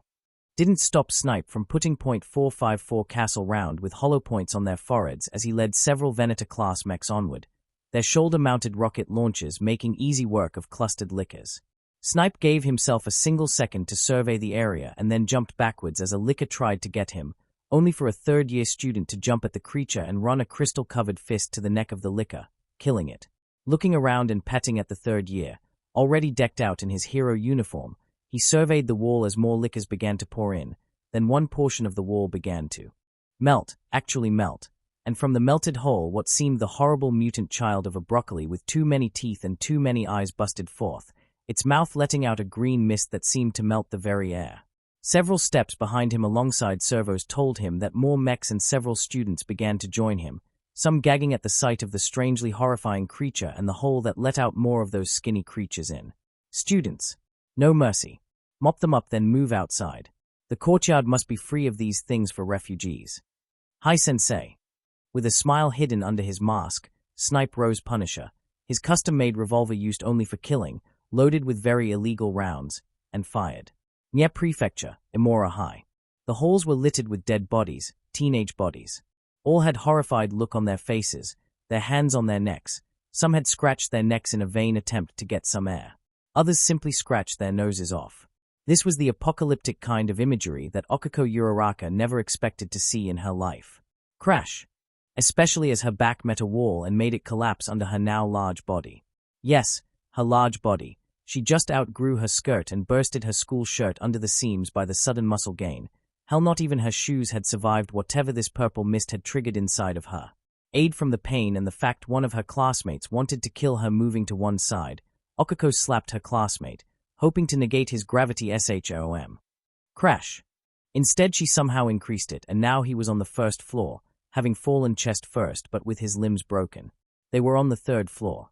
Coughing as more pain racked her body, she had been not shy 5 feet tall give or take. Now she was fucking 7 feet tall and with very defined muscle she shouldn't have unless dedicating herself for physical training. With a gasp of pain, Okako powered through it. She had to make it out. She had to make it to her parents' home. Away of the screams and the dead. As she stumbled around, and cancelled her quirk so her classmate didn't end up as a pancake, she failed to notice was behind her, following her, measuring her. Waiting for the order. Musutafu. Musutafu didn't had jails per se. To house criminals, yes. To house villains, not a chance in hell. Most jails were placed on prefectures away of the mainland, or an island if possible. Tartarus was such an example. Musutafu had a reformatory that doubled as a holding center. Korriban, or as it was known to the youth as the graveyard, for their dreams went to die there. Boom. Right now it was chaos, half of the center was ablaze. The guards, unprepared for the sudden violence, were overwhelmed. On the center of it all stood Queen Bee, her grin manic. A guard lay at her feet, his chest caved in. On her hands she held a bubble of blood, that guard's blood. Grinning like a lunatic who just figured out a big cosmic joke, she shot her hand onward, the bubble of blood launching onwards and hitting a guard in the chest, so said blood instantly filtered in, and the guard began to have a seizure as his skin turned red and the blood vessels of his eyes busted immediately as he cried blood and collapsed to the ground. With a cruel smirk, Bee saw several of her former classmates, now dregs of society, looking up to her. She knew their quirks, their original quirks. She also knew what they could do now was outside of what they could do before. Where's that warden? Bee snapped angrily. He's hollered up in his office. One of her former classmates shouted. Breathing hard from her nose, Bee considered what to do. Fine, she began. Since he was so kind to show us the trial, she hissed in anger. I think it's fair we pay him for the unnecessary stress, don't we, boys? Several boys grinned maliciously, some tossing several syringes away and flexing. I want to kill Midoriya as well, but we aren't ready, not with this chaos. Not with how inexperienced we are now, she stated. First we get even here. Then we find clean clothes and fuck off this city. Train hard, she called. Then she said, walking around and stomping another guard who was crawling around in the back. Then we crush him. Her powerful muscle legs forced her feet into the screaming guard's back, crushing his organs with ease. But first, she said, we make the warden our bitch. Banzai. From his office, the warden held a gun in fear, debating if he should fight or end it right here and there. Court halls. Boom. Bang. Bang. Bang. Inko held Eri on one hand, the other held her gun, AM-93R pistol as she gunned another licker, and moved around, ducking around a tongue as best Genist strangled 5 lickers. Raising her gun, she fired a single shot to a licker that got too close to the number 4 hero, catching his attention as he turned his fibers to that licker and rended the head off. "My thanks. Where's your son?" Best Genist asked. "I wish I knew," she answered as she fired another round at another licker, nailing it on the head. "But he's grounded till the Ice Age if he's fighting these things on his own." Best Genist shook his head with some mirth. Boom. Then a wall collapsed as a nemesis was launched out of it, and following close was Izuku. Was that a sword? And a shield? He had little time to ponder this as Izuku spilt the nemesis' skull in 2 with the sword, then yanked it off as he ducked and let a licker jump past him, while he had his sword pointed onwards. Viscera and blood coated the boy as the licker gutted itself with his steel. "Mom! Eri!" Izuku called as he made his way towards them, his sword and shield vanishing in a shower of crystals and blue energy. "Izuku, what happened? I thought you went to fight those things." Inko called, kissing her son on the forehead. "That crazy lawyer tried to kill me the moment the court went boom," Izuku snarled. Now he's picking his frozen teeth from the ground, he snapped, looking at the chaos around them. "This is the France trials all over again," Genist muttered as he guided the group outside. Along the way, several more people joined the small group, seeing it was mowing bows with ease. "We have to leave the courthouse now. This is a bloodbath." Inko snapped. "Agreed," Genist said as he pulled her smartphone. "I got alerts all over the city. There are several relief posts already placed. There is one nearby." "Then we go," Izuku shouted as he pushed onward, body covered in ice as he leaped onward, fists encased with massive ice gauntlets. "Embrace the darkness," Izuku shouted, slamming his fists and forming bluish ice with red trimming in them. Immediately several bows got caught in the initial attack, freezing them instantly. Not wasting a second, Izuku rushed to the nearest bow and punched the frozen creature, shattering it and causing a cascade scenario in which everything frozen by him exploded into stasis flakes. Best Genist did not waste time either. Seeing the opening attack allowed him time to assess the situation. With a lay of the field, he let his quirk work, his fibers catching several grotesque bows and squeezing them without preamble. These things were not human. There was no reason to hold back. More gunfire, courtesy of Inko and several cops posted on the streets, permitted him to fight with more liberty. But honestly, he was kinda in a bad situation. He couldn't just keep crushing them. Restraining them was out of the question as well. Wonderful. As the fight continued and they tried to move away of the courthouse, the group noted how chaotic things were right now. "That's a fucking Metal Gear," Izuku cried, his scream making everything shake and have several lickers to shriek in pain, only to be killed by a barrage of quirks of everything and everyone. "Izuku dear, what do you mean?" Inko said, holding Eri close. "The troop, they got a Metal Gear. That is Sahelanthropus. Where the hell they got one?" Izuku asked to no one in particular. "Do you know how to fight it?" Best Genist asked, trapping a licker and getting ready to crush it. Seeing this, Izuku rose his hand and the mark of the outsider reacted accordingly, sending a tendril that hit the licker and then extended to 3 other lickers. The free lickers collapsed on the ground as Genist crushed the bound licker to death, just in time to duck a tyrant's fist, and see Izuku basically teleport and ram his strange metallic shield on the face of the tyrant. Then the sword went up its neck. It's heavily armored. In addition, armed. Has Gatling guns, a groin flamethrower and a shoulder-mounted railgun. Go for the joints. It is too agile, he cried as he pulled his sword and swung it, decapitating the tyrant.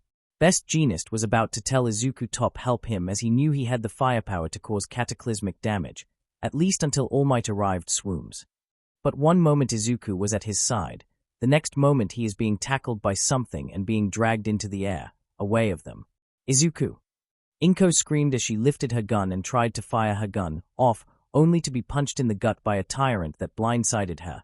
It was only the actions of several people on the group that saved her from getting her head stomped in and Eri letting out a blast of her quirk, erasing the tyrant and several bows away. "Shit!" Inko cursed, reaching for her gun, ready to go for her son. "Midoriya-san," no, Genist began. "Priorities first, Eri, the others," he reminded with a frown on his face. "My son," Inko began. "Whatever caught him is going to regret it," Best Genist cut off. "But we have to be realistic. This is a war zone. There is a hostile mech going around. We lack the firepower. We must withdraw and save as many lives as possible," he said. "Have faith in him. He must not be happy with this either," Genist added with a frown. Growling, Inko just turned, raised her gun and gunned several approaching lickers, stomping on a wounded one with anger. The troops gonna pay in blood for this, Inko promised as she gunned another bow without preamble. Ari on the sidelines just looked at the sky, worried. I don't want to lose them, you won't, best Genist promised. Right now I have an important work for you, he said, taking this brief moment to breathe. Be with her, Izuku growled in anger. Whatever was holding was forgetting he had extra arms. Summoning his siren arms, each arm struck his captor, then dug deep and tore. Each arm held pieces of metal, with Izuku's real arms holding the head of a skeletal T-doll. He had little time to ponder this as he still carried momentum. Looking forward, he saw he was heading towards a building. Calling forth the light, Izuku arrested his momentum with glide, the paracausal force negating any kind of damage by abruptly ending such movement. Still, he was getting to that building way too fast. Oh, off, Izuku cried as he landed hard on the building's roof, rolling out to arrest momentum. Once he stopped, Izuku stood up and ran towards the roof's edge, gazing upon the devastation.